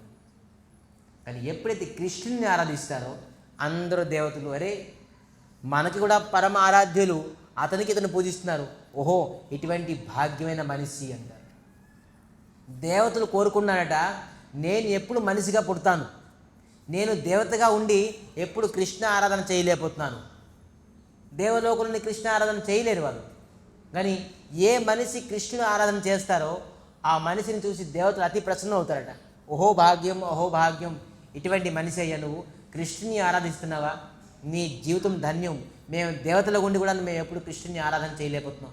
మాకు ఎప్పుడప్పుడు బాధ అసురుల నుంచి, రాక్షసుల నుంచి, అప్పుడే వెళ్ళి మేము కృష్ణునికి ప్రార్థనిస్తున్నాం కదా, కానీ మేము నిత్యం కృష్ణ ఆరాధన చేయలేకపోతున్నాం. కానీ కృష్ణ ఆరాధన నిత్యం ఎవరైతే చేస్తారో వాళ్ళపైన ప్రతి దేవతలు ప్రసన్నమైపోతారు, సంతోషం అయిపోతారు. మరి కృష్ణ ఆరాధన గురించి ముఖ్యమైన ఆరాధన ఏంటి తెలుసా? కృష్ణుని ఏ విధంగా ఆరాధించాలో తెలుసా? తెలుసుకోండి. కృష్ణునికి ఆరాధించాలంటే ఒకటి మార్గం. ఎవరైతే హరే కృష్ణ కృష్ణ కృష్ణ హరే హరే, హరే రామ రామ రామ హరే హరే, ఈ నామస్మరణం చేయడం కన్నాను ఇంకా ఏది కృష్ణ ఆరాధన లేదు. దీనికంటే పద్ధతి లేదు. ముందు వస్తుంది. మీరు తపస్య, యజ్ఞము, పూజ, పునస్కారాలు, తీర్థయాత్రలు అన్నీ చేసిన తర్వాతే ఒక వ్యక్తి కృష్ణనామాన్ని స్మరించగలడు. వేదాంతాలు అన్నీ చదివిన తర్వాత, ధర్మము, పూజ, యజ్ఞం, తపస్య, తీర్థయాత్రలు, ధర్మము అన్నీ చేసిన తర్వాత ఒక వ్యక్తి కృష్ణనామాన్ని స్మరణం చేయగలడు, కృష్ణనామాన్ని స్మరణం చేయగలడు. ప్రతి వ్యక్తి కృష్ణనామ స్మరణం చేయలేడు. వాడు పూర్వ జన్మలని అనేక వేదంలో రాసిన ధర్మము అన్నీ పాటించిన తర్వాతే ఒక వ్యక్తి కృష్ణనామము స్మరణం చేయగలడు. ఎవరి ముఖం నుంచి కృష్ణనామ స్మరణ వస్తుందో అతను వేదంలో రాసిన ప్రతి కర్మము, ప్రతి ధర్మము పాటించేసేరు. అటువంటి వ్యక్తి ముఖములించే, నోరులించే కృష్ణనామము పలుకుతుంది. ప్రతి వ్యక్తి తలో కృష్ణనామం పలకదు. మరి సాధువులు, మహాత్ముల తాలూక కృప వల్ల కృష్ణనామం మీలోని పలకగలరు. అందుకే బహుసఖా హనంతశ్చో బుద్ధయో ఓ వ్యవసాయాత్మక అంటే ఏంటి? స్థిరమైన బుద్ధి కాదు.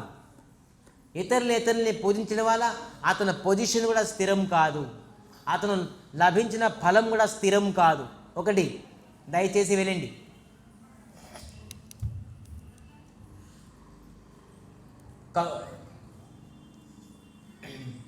రావణాసుడు ఎవరిని పూజించేవు? మహాదేవుల్ని పూజించి లంకాని స్వర్ణమయం చేసేసాడు.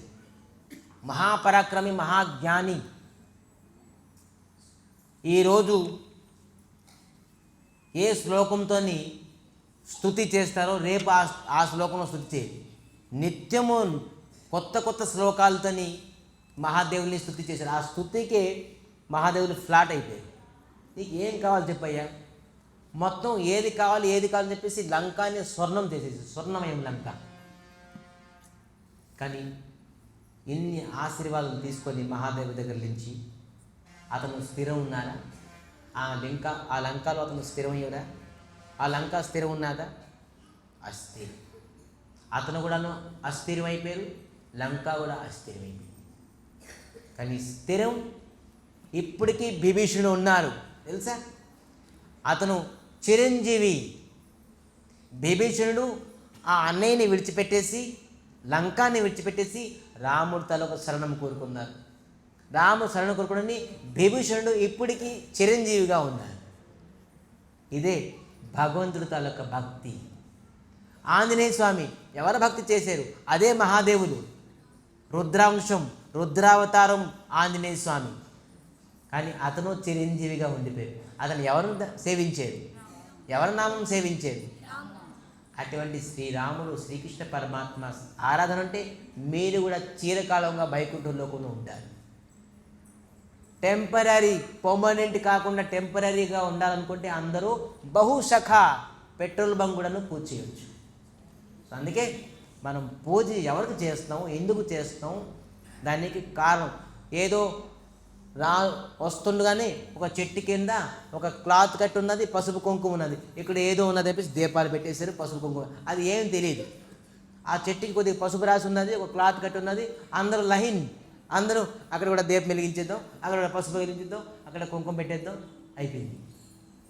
ఎందుకు పూజించాలి? ఇక్కడ ఎవరు ఉన్నారని.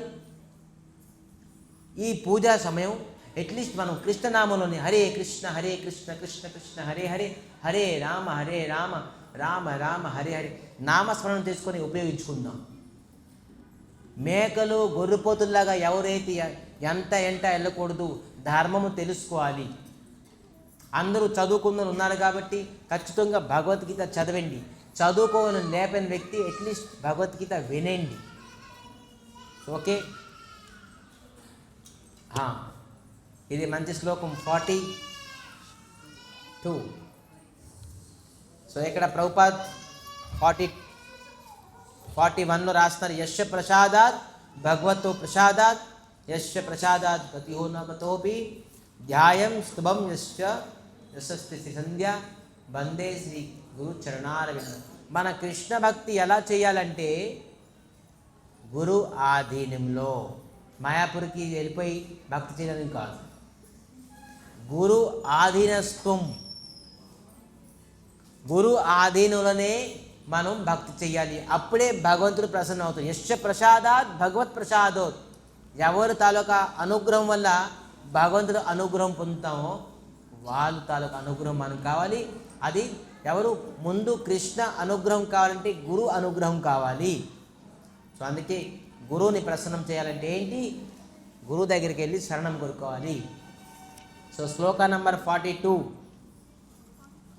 యామిమాం పుష్పితాం వాచం ప్రపద్యంతో విపస్థితః వేద బాధరతః పార్థ నాన్యద్ స్థితి బాధినః కామాత్మనః స్వర్గపరా జన్మ కర్మ ఫలప్రదాం క్రియా విశేష బహుళాం భోగేశ్వర్య గతిం ప్రతి యామిమాం పుష్పితాం వాచం ప్రపద్యంత విపస్థితః వేదవాదరతో పార్థ నాన్యత్ స్థితిబాధినః కామాత్మన స్వర్గపరా జన్మ కర్మ ఫలప్రదాం క్రియా విశేష బహుళాం భోగేశ్వర్య గతిం ప్రతి. ఇక్కడ ఇంకా కొద్దిగా ప్రూఫ్ ఇచ్చేది మనకి. నెక్స్ట్ అప్గ్రేషన్, ఒక్కొక్క శ్లోకం లింక్స్ అన్నీ ఉన్నాయి. ఇక్కడ ఏమంటారు? యామిమాం పుష్పితాం వాచం, పుష్పితాం వాచం, యామిమాం పుష్పితాం వాచం అంటే ఏంటి అంటే ఈ వాక్యాలన్నీ చూపించడానికి చెప్తున్నారు. ఏంటి? భేదరత, భేదో బాధరత పార్థో, భేదంలోని కొన్ని నియమాలు కర్మకాండం ఇచ్చున్నారు. భేదంలో అన్ని కర్మకాండం. ఆ కర్మకాండం ఏంటి? ఎలాగుంటుంది? పుష్పితాం వాచం, పుష్పవాక్యాలు. వాచం అంటే వాక్యాలు, పుష్పవాక్యాలు. ఈ పుష్పవాక్యాలు దేనికంటే క్రియా విశేష బహుళం, అనేక కర్మము చేయడానికి చెప్తుంది. కర్మకాండం కాబట్టి కర్మం చేయమంటుంది. ఈ కర్మం చేస్తే నీకు ఈ లాభం వస్తుంది, ఈ కర్మం చేస్తే ఈ లాభం వస్తుంది, ఈ కర్మం చేస్తే ఈ లాభం వస్తుంది. కేవలం లాభమే. దేంటి లాభము? భోగేశ్వర్య గతిం ప్రతి, భోగం గురించి. ఇల్లు కావాలి, భార్య కావాలి, పిల్లలు కావాలి, డబ్బు కావాలి, ధనం కావాలి, ప్రతిష్ట కావాలి, మానం కావాలి, సన్మానం కావాలి. ఇవన్నీ గురించి ఒక్కొక్క కర్మకాండం ఒక్కొక్క పూజ ఉన్నది. ఇదే పుష్పిత వాక్యం, ఇదే పుష్పవాక్యాలు. నువ్వు ఇది కావాలా, నువ్వు ఈ పూజ చేయు. నీకు అది కావాలా, నువ్వు ఆ పూజ చేయు. నీ వాళ్ళని పూజించు, వీళ్ళని పూజించు. ఇదే వేదంలో రాసినది, ఇదే కర్మకాండం అన్నది చెప్పేది. ఇది చేయడం వల్ల ఏంటి? కామాత్మ స్వర్గపర, స్వర్గానికి వెళ్తారు. ఈ పూజ పురస్కారాలు చేసిన వల్ల ఏం వెళ్తారు? స్వర్గంలో వెళ్తారు. స్వర్గం ఏంటి? జన్మ కర్మ ఫలప్రదం. మళ్ళీ జన్మమూర్తి నుంచి బయటికి రాలేదు. ఈ వేదంలోని పుష్పిత వాక్యాలని విని మీరు మోసపోకండి అని అంటున్నారు ఇక్కడ మంది. మీరు మోసపోతున్నారంటే ఏంటి? మోసపోవడం ఏంటి? మళ్ళీ జన్మ కర్మం ఎందుకు వచ్చింది నాకు? జన్మము కర్మము లేకుండా ఉండాలంటే ఎవరిని పూజించాలి నేను? అదే ప్రశ్న. కానీ వేదంలో రాసిన పుష్పిత వాక్యాలు మీరు ఇది చేయండి, ఇది చేయండి, ఇలా చేయండి, అలా చేయండి, ఇలా చేయండి. ఇది చేయొద్దు అని చెప్పలేదు. వేదంలో అందరికీ పూజించమని చెప్పారు. ఒక్కొక్కరిని పూజిస్తే ఒక్కొక్క తలొక బెనిఫిట్ ఉన్నది. కానీ కృష్ణుని పూజిస్తే అన్ని బెనిఫిట్లు ఉన్నాయి. ఇదే వేరియేషన్. మీరు ఎవరిని పూజిస్తే ఒక బెనిఫిట్ పొందుతారు. కానీ మీరు కృష్ణుని పూజించడం వల్ల అన్ని రకమైన బెనిఫిట్ పొందుతారు. అదే కృష్ణుని తాలూకా. సో అందుకే ఇక్కడ చెప్తున్నారు, ఎవరికైతే జన్మ కర్మం తాలూకా ఫలం కావాలి, జన్మ మృత్యు చక్రం నుంచి బయటికి రానకుండా ప్రయత్నిస్తారో వాళ్ళు వేదంలో ఉన్న పుష్పిత వాక్యాలు విని అనేక కర్మము ఏం రాపుతారు? క్రియా విశేష బహుళం, అనేక క్రియాలు చేయండి. కానీ ఏ క్రియ లేదు, నాకు అవసరం లేదు, నేను జన్మ మృత్యు నుంచి బయటికి రావాలి, మోక్షం పొందాలి అని ఎవరికైతే టార్గెట్ ఉన్నదో, ఈ జన్మం తర్వాత మరి నాకు జన్మం వద్దు, నేను భగవంతుడి దగ్గరికి వెళ్ళిపోతాను, బ్యాక్ టు గాడ్ హెడ్, అటువంటి వ్యక్తి కృష్ణ పరమాత్మకి ఆరాధన చేయగలరు. ఇహలోక పరలోకం కృష్ణుని ఎవరైతే స్మరిస్తారో, కృష్ణుని ఎవరు భజిస్తారో వారు జీవితం ఎంతవరకు ఉంటారో అంతవరకు సంతోషంగా ఉంటారు. మరి చనిపోయిన తర్వాత కూడా సంతోషంగా ఉంటారు. ఇదే కృష్ణ భక్తి, కృష్ణ భజనలోని. కానీ దేవతల్ని పూజించడం వల్ల కేవలం మీరు పూజించిన సమయం అంతవరకు మీరు సంతోషిస్తారు. చనిపోయిన తర్వాత మీరు స్వర్గంకి వెళ్తారా, నరకంకి వెళ్తారా డిసైడ్ చేస్తారు. అంటే మీరు తప్పుడు పనులకి మీరు నరకంకి వెళ్తారు, మంచి మంచి పనులు చేసడానికి మీరు స్వర్గంకి వెళ్తారు, రెండూ వెళ్తారు. కానీ కృష్ణ భక్తి చేయడం వల్ల మీరు నా నరకంకి వెళ్తారా, స్వర్గంకి వెళ్తారా? ఎక్కడికి వెళ్తారు? సో అదే వేరియేషన్. తిప్పి నేను అదే పాయింట్లో ఎందుకు చెప్తానంటే, ఈ భగవద్గీత అంతా అదే చెప్తుంది. ఎవరిని పూజించడం వల్ల, ఎవరిని ఆరాధించడం వల్ల మనం top most goal, top most బెనిఫిట్ని పొందుతామో ఆ బెనిఫిట్ని పొందండి అని చెప్పి చెప్తున్నారు. వేదంలోని సారాంశం భగవద్గీత, వేదంలో సారాంశం శ్రీమద్ భాగవతం. ఎవరైతే గీతా భాగవతం తెలుసుకొని శ్రీకృష్ణ పరమాత్మ తలక వైశిష్టత్వం తెలుసుకున్నారో, విశేషత్వం తెలుసుకున్నారో అటువంటి వ్యక్తి కృష్ణుని ఆరాధించి వాళ్ళు ఎప్పుడు మరి ఈ లోకానికి రారు. మరి మీరు ఈ లోకానికి ఎందుకు రాకుండా ఉండాలండి? నేను వస్తాను, నాకు ఈ లోకం అంటే ఇష్టం, నేను మళ్ళీ పుడతారు. కానీ మీరు మళ్ళీ మనిషిగా పుడతారా అని ప్రశ్న. మరి మనిషిగా పుడతారు ఎలా పుడతారు? చెట్టుగా పుడతారు, కుక్కగా పుడతారు, పిల్లిగా పుడతారు, గాడిదగా పుడతారు, ఇంకా పాముగా బోల్డ్ ఉన్నాయి, చెప్పడానికి ఏం లేదు. మనలో అన్ని గుణాలు ఉన్నాయి, ఆ గుణాలు కూడా ఉన్నాయి. మనిషి అన్నీ క్వాలిఫైడే. ఎందుకంటే మనిషి వినండి, 84 లక్షలు జీవరాశి అయ్యిని పుట్టిన తర్వాత, చనిపోయిన తర్వాత మనిషిగా పుట్టాడు. అందుకే అన్ని గుణాలు దీంట్లోనే ఉంటాయి. ఈ మనిషిలో అన్ని పశు పక్షుల తల గుణాలు కూడా ఉంటాయి దీంట్లో. అయితే ఎప్పుడు కృష్ణ భక్తిలోనే వీడు ఉపయోగిస్తాడు ఈ మనిషిని, అప్పుడు ఈ పశు పక్షుల తల గుణం విడిచిపెట్టేసి మనుష్యత్వం పొందుతాడు. మనుష్యత్వం ఎప్పుడు పొందుతాడు? ఎప్పుడైతే కృష్ణ భక్తి స్మరిస్తాడో. లేకపోతే వాళ్ళలో పశుత్వం ఉంటుంది, పక్షిత్వం ఉంటుంది స్టిల్. ఎందుకంటే వీడు పుట్టి వచ్చాడు కాబట్టి. చూసారు, చాలామంది అంటారు వీడి అలవాట్లు ఎప్పుడు పోవు అంటారు. అవునా? ఏదంటారు?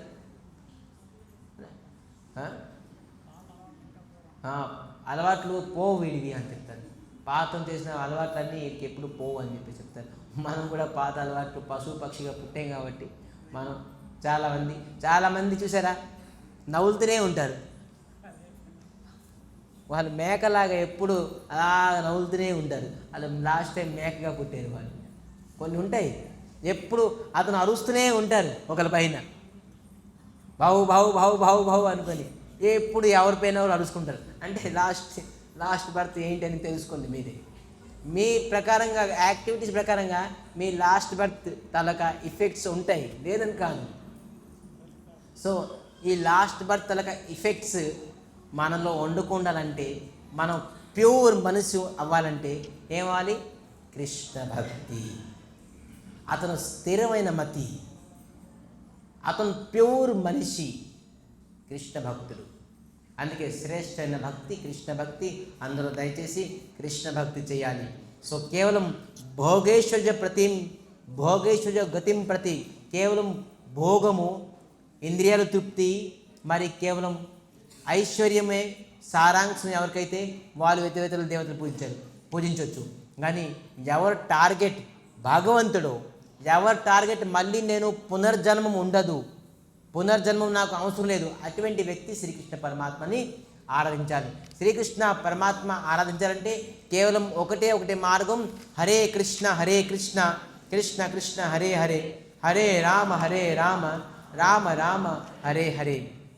సో నెక్స్ట్ శ్లోకం 44 నంబర్ శ్లోకం. ఇది బైహార్ట్ చేసే శ్లోకం, అందరికీ బైహార్ట్ చేయాలి ఈ శ్లోకం. భోగేశ్వర్య ప్రసక్తానం తయా ఉపహత చేతసాం వ్యవసాయాత్మక బుద్ధి సమాధో న విధీయతే. భోగేశ్వర్యం ప్రసక్తానం తయా ఉపహేత చేతసాం వ్యవసాయాత్మిక బుద్ధి సమాధో న విధీయతే. భోగేశ్వర్య ప్రసక్తానం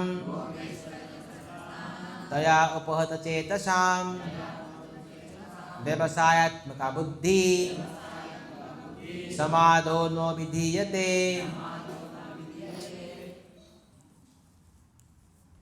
భోగేశ్వర్య ప్రసక్తానం, ఇక్కడ రెండు శబ్దాలు చూడండి, ప్రసక్తానం ఆసక్తానం. ప్రసక్తానం ఆసక్తానం. ఎవరైతే భోగేశ్వర్యం, భోగం అంటే ఇంద్రియ సుఖం, నా సుఖం, నేనే బాగుండాలి, నేనే బాగుపడాలి, నా పేరే ఉండాలి, నా ప్రతిష్ట కావాలి, నా ఆస్తులు, నా పిల్లలు, నా భార్య, నా ఇల్లు, మరి ఐశ్వర్యం, నాకే ఐశ్వర్యం కావాలి, నేనే సుఖంగా ఉండాలి అని అనుకునే వ్యక్తి, ఎవరైతే ఆస్తి అంతలో ఐశ్వర్యం పైన ఆసక్తియో వాళ్ళు ఏమంటారు? తయా ఉపహత చేతసాం. ఉపహత చేతసాం అంటే ఏంటి? వాళ్ళు ఆసక్తి కలిగిపోతారు. తయా ఉపహత చేతసాం, వాళ్ళు భార్య పైన, పిల్లల పైన, ఆస్తి పైన, అంతస్తు పైన, ఇల్లు పైన, వాకుల పైన ఆసక్తి అయిపోతారు. చనిపోయినప్పుడు వాళ్ళు భార్య పైన ఆసక్తి అవుతారు. ఏమవుతారు చెప్పండి? భార్య పైన ఆసక్తి చనిపోవడంతో వాడు వచ్చే జన్మలోని వాడు ఒక భార్యగా పుడతాడు, స్త్రీగా పుడతాడు. భార్య భర్త పైన ఆసక్తి చనిపోయాడు, ఆ భార్య భర్తగా పుడతాడు. ఇంట్లోని భూమి ఉన్నది 20 ఎకరాలు 10 ఎకరాలు, 10 ఎకరాలు ఉన్ని చనిపోయారు ఆసక్తి, నా భూమి అని ఏమవుతారు తెలుసా? ప్రేతం అయిపోతారు. ఎవరైతే భూమి పైన ఆసక్తి చనిపోతారో ప్రేతం, రాసున్నది గరుడ పురాణంలోని. ఎందుకు ప్రేతం అవుతారు స్వామి అంటే, అతను భూమి పైన ఆసక్తి అయ్యారు కాబట్టి ప్రేతము కేవలం 1000 ఎకరాల్లోని తిరుగుతూనే ఉంటుంది. ప్రేతం ఇల్లు వాకులు చెట్టు పుట్ట ఏమి ఉండదు, అది కేవలం కొన్ని ఎకరాలు అలా తిరుగుతూనే ఉంటుంది ప్రేతం. డబ్బు, బంగారం, వైడేరాలు బ్యాంక్ బ్యాలెన్స్ పైన ఆసక్తి చనిపోయారు అనుకోండి, అతను పాము అవుతారు. ఎందుకు పాము అవుతారంటే గోతులోని భూమిలోని అనేక ఖని అంటే ఆస్తి అంతా భూమిలోనే ఎక్కువ ఉండాలి. ఈ బంగారం అన్నీ వచ్చేది భూమి నుంచే. సో భూమిలోని పాము అవుతారు. నువ్వు ఆస్తి గురించి అనుకొని చనిపోయావు కదా, నువ్వు పాము. ఎవరు ఏ థామాం ప్రపద్యంతే, ఎవరు ఏ ప్రకారంగా తలుచుకొని చనిపోతారో ఆ ప్రకారంగా రూపము, ఆ ప్రకారంగా జన్మము నీవి కలుగుతుంది. అందుకే ఇక్కడ ఏమంటున్నారు, భోగైశ్వర్య ప్రసక్తాను. మీరు భోగం ఐశ్వర్యం పైన ఆసక్తి అయి ఉంటే మీరేమవుతారు, ఆ ప్రకారంగా జన్మవుతారు. కానీ వ్యవసాయాత్మక బుద్ధి ఎవరైతే స్థిరమైన కృష్ణుని పైన మతి ఉంటుందో అతను నా దగ్గరికి వచ్చేస్తాడు, కృష్ణుని దగ్గరికి వెళ్ళిపోతాడు. కృష్ణుని దగ్గరికి వెళ్ళిపోవడం వల్ల మనకి ఏ ప్రకారంగా ఎప్పటికీ దుఃఖం ఉండదు. ఇంకా మరి పశుపక్షులుగా మనం పుట్టడానికి అవసరం లేదు. సో వ్యవసాయాత్మక బుద్ధి సమాధో నో విద్యతే. మళ్ళీ ఏంటి వ్యవసాయాత్మక బుద్ధి అంటే ఏంటి? మనం ముందు శ్లోకాలు చెప్పుకున్నాం, స్థిరమైన బుద్ధి. అవ్యవసాయాత్మక బుద్ధి అంటే అస్థిరమైన బుద్ధి. సో అందుకే మనం స్థిరమైన భగవంతుడు పైన మనం భక్తి చేయాలి. సో అందుకే మన ఎగ్జాంపుల్ ముందుగా ఇచ్చున్నాం. హిరణ్యకశ్యపుడు, హిరణ్యాక్షుడు, రావణాసుడు, కంసుడు వీళ్ళందరూ ఏంటి, భోగేశ్వర్య ప్రసక్తానం. హిరణ్యకశ్యపుడు ఏమడిగాడు, ఎవరిని పూజించాడు? హిరణ్యకశ్యపుడు బ్రహ్మ. నా భూతో నా భవిష్యత్, ఇటువంటి ఎవరు కూడా తపస్సు చేయలేదు. అంగుష్ఠానం, ఒక పాదంలోని ఒక బొటన వేని పైన నిల్చొని ఊర్ధవాహు,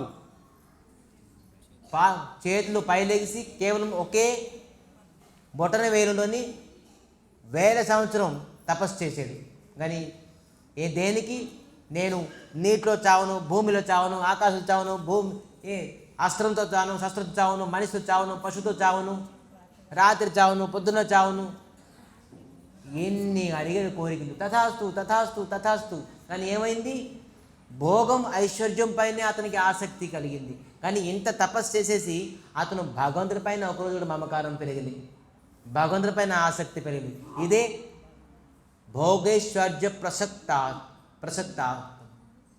ప్రసక్తానం. ఇది ఏ ఆసక్తి? ప్రసక్తానం, ఆసక్తి ప్రసక్తానం. ఇది భోగం పైన, బలం పైన, బుద్ధి పైన నేనే ఉండాలి, నా శక్తి ఉండాలి, నా పేరే ఉండాలి అనే వ్యక్తికి హిరణ్యకశ్యపుడు. చెప్పానుగా, హిరణ్యకశ్యపుడు అంటే ఏంటి మీనింగ్? బంగారం, వైడ్యాలు, ఆస్తి, అంతస్తుల పైన ఎవరైతే మమకారం, దీనితో ఎవరు సుఖం పడతారో. కశ్యపు అంటే ఏంటి? ఎవరైతే సుఖపడతారు. దేనిపైన? హిరణ్య, బంగారం, వైడ్యాలు, ఆస్తి, అంతస్తులు, మాన సన్మానం పైన వాళ్ళందరూ హిరణ్యకశ్యపుడు. సో మనలో ఎంతమంది హిరణ్యకశ్యపులు ఉన్నారు? సో చేతులు లేపాలి. సో హిరణ్యకశ్యపుడు అని ఎవరైతే ఉంటారో ఖచ్చితంగా వారికి శ్రీహరి ఏం చేస్తారు? సంహరించేస్తారు. సో శ్రీహరి నుంచి సంహరించిందని కాదు, శ్రీహరి తలక ప్రేమ, శ్రీహరి తలక భక్తి, శ్రీహరి తలక అనుగ్రహం మనం పొందాలి. అందుకే మనం హిరణ్యకశ్యపుడు అవ్వకూడదు. హిరణ్యకశ్యపుడు, కంసుడు, రావణాసుడు అందరూ తపస్సు చేశారు. దేని గురించి? ఐశ్వర్యం గురించి, ధనం గురించి, భోగం గురించి, ఇటువంటి గురించి. కానీ ఈ తపస్సు ఎప్పుడు భగవంతుడి గురించి కాదు. మీ పూజ పునస్కారాలు, తపస్య, దీపదానము, మరి దాన ధర్మము అన్నీ ఎప్పుడైతే భగవంతుడి గురించి అవుతాదో అప్పుడే మీరు హిరణ్యకశ్యపుడు అవ్వదు. లేదంటే you are the most followers of Hiranyakashipu. So we should not be the most follower of Hiranyakashipu, we should be follower of Krishna, the lord supreme personality of Krishna. మనం కృష్ణ తలకు ఫాలోవర్ అవ్వాలి, మనం హిరణ్యకశ్యపు తలకు ఫాలోవర్స్ అవ్వకూడదు.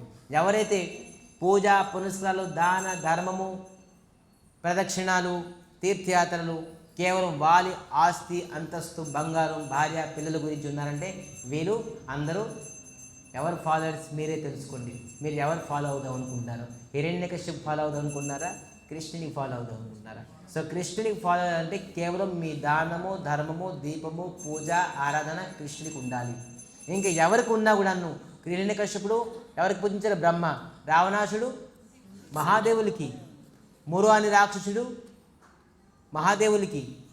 అందరూ మహాదేవులకి, బ్రహ్మకి, ఇతర దేవతలకి తపస్సు చేసేసి లాస్ట్కి రాక్షస బుద్ధి వాళ్ళు పోలే, భోగేశ్వర్య ప్రసక్తానం బుద్ధి పోలేదు. భోగిద్దాం, నా సుఖమే, నేనే సుఖపడాలి, నా ఇంద్రియ సుఖం. ఎవరైతే నా ఇంద్రియ సుఖం విడిచిపెట్టేసి ముందు శ్లోకంలో ఉంటుంది చూడండి. సో 45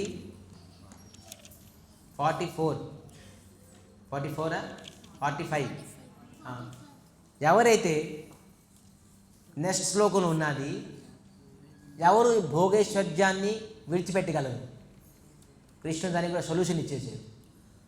ఈ భోగేశ్వర్యం ఎవరు విడిచిపెట్టగలరు అని చెప్తే 45 నెంబర్ శ్లోకంలో చెప్పింది, త్రైగుణ్య విషయా వేద నిస్తేర్ గణ్య భవార్జున నిర్ద్వందో నిత్య సత్వస్థో నిర్యోగో క్షేమ ఆత్మవాన్ త్రైగుణ్య విషయ వేద నిస్తైర్గుణ్య భవార్జున నిర్ద్వంద నిత్యసత్వస్థో నిర్యోగో క్షేమ ఆత్మవాన్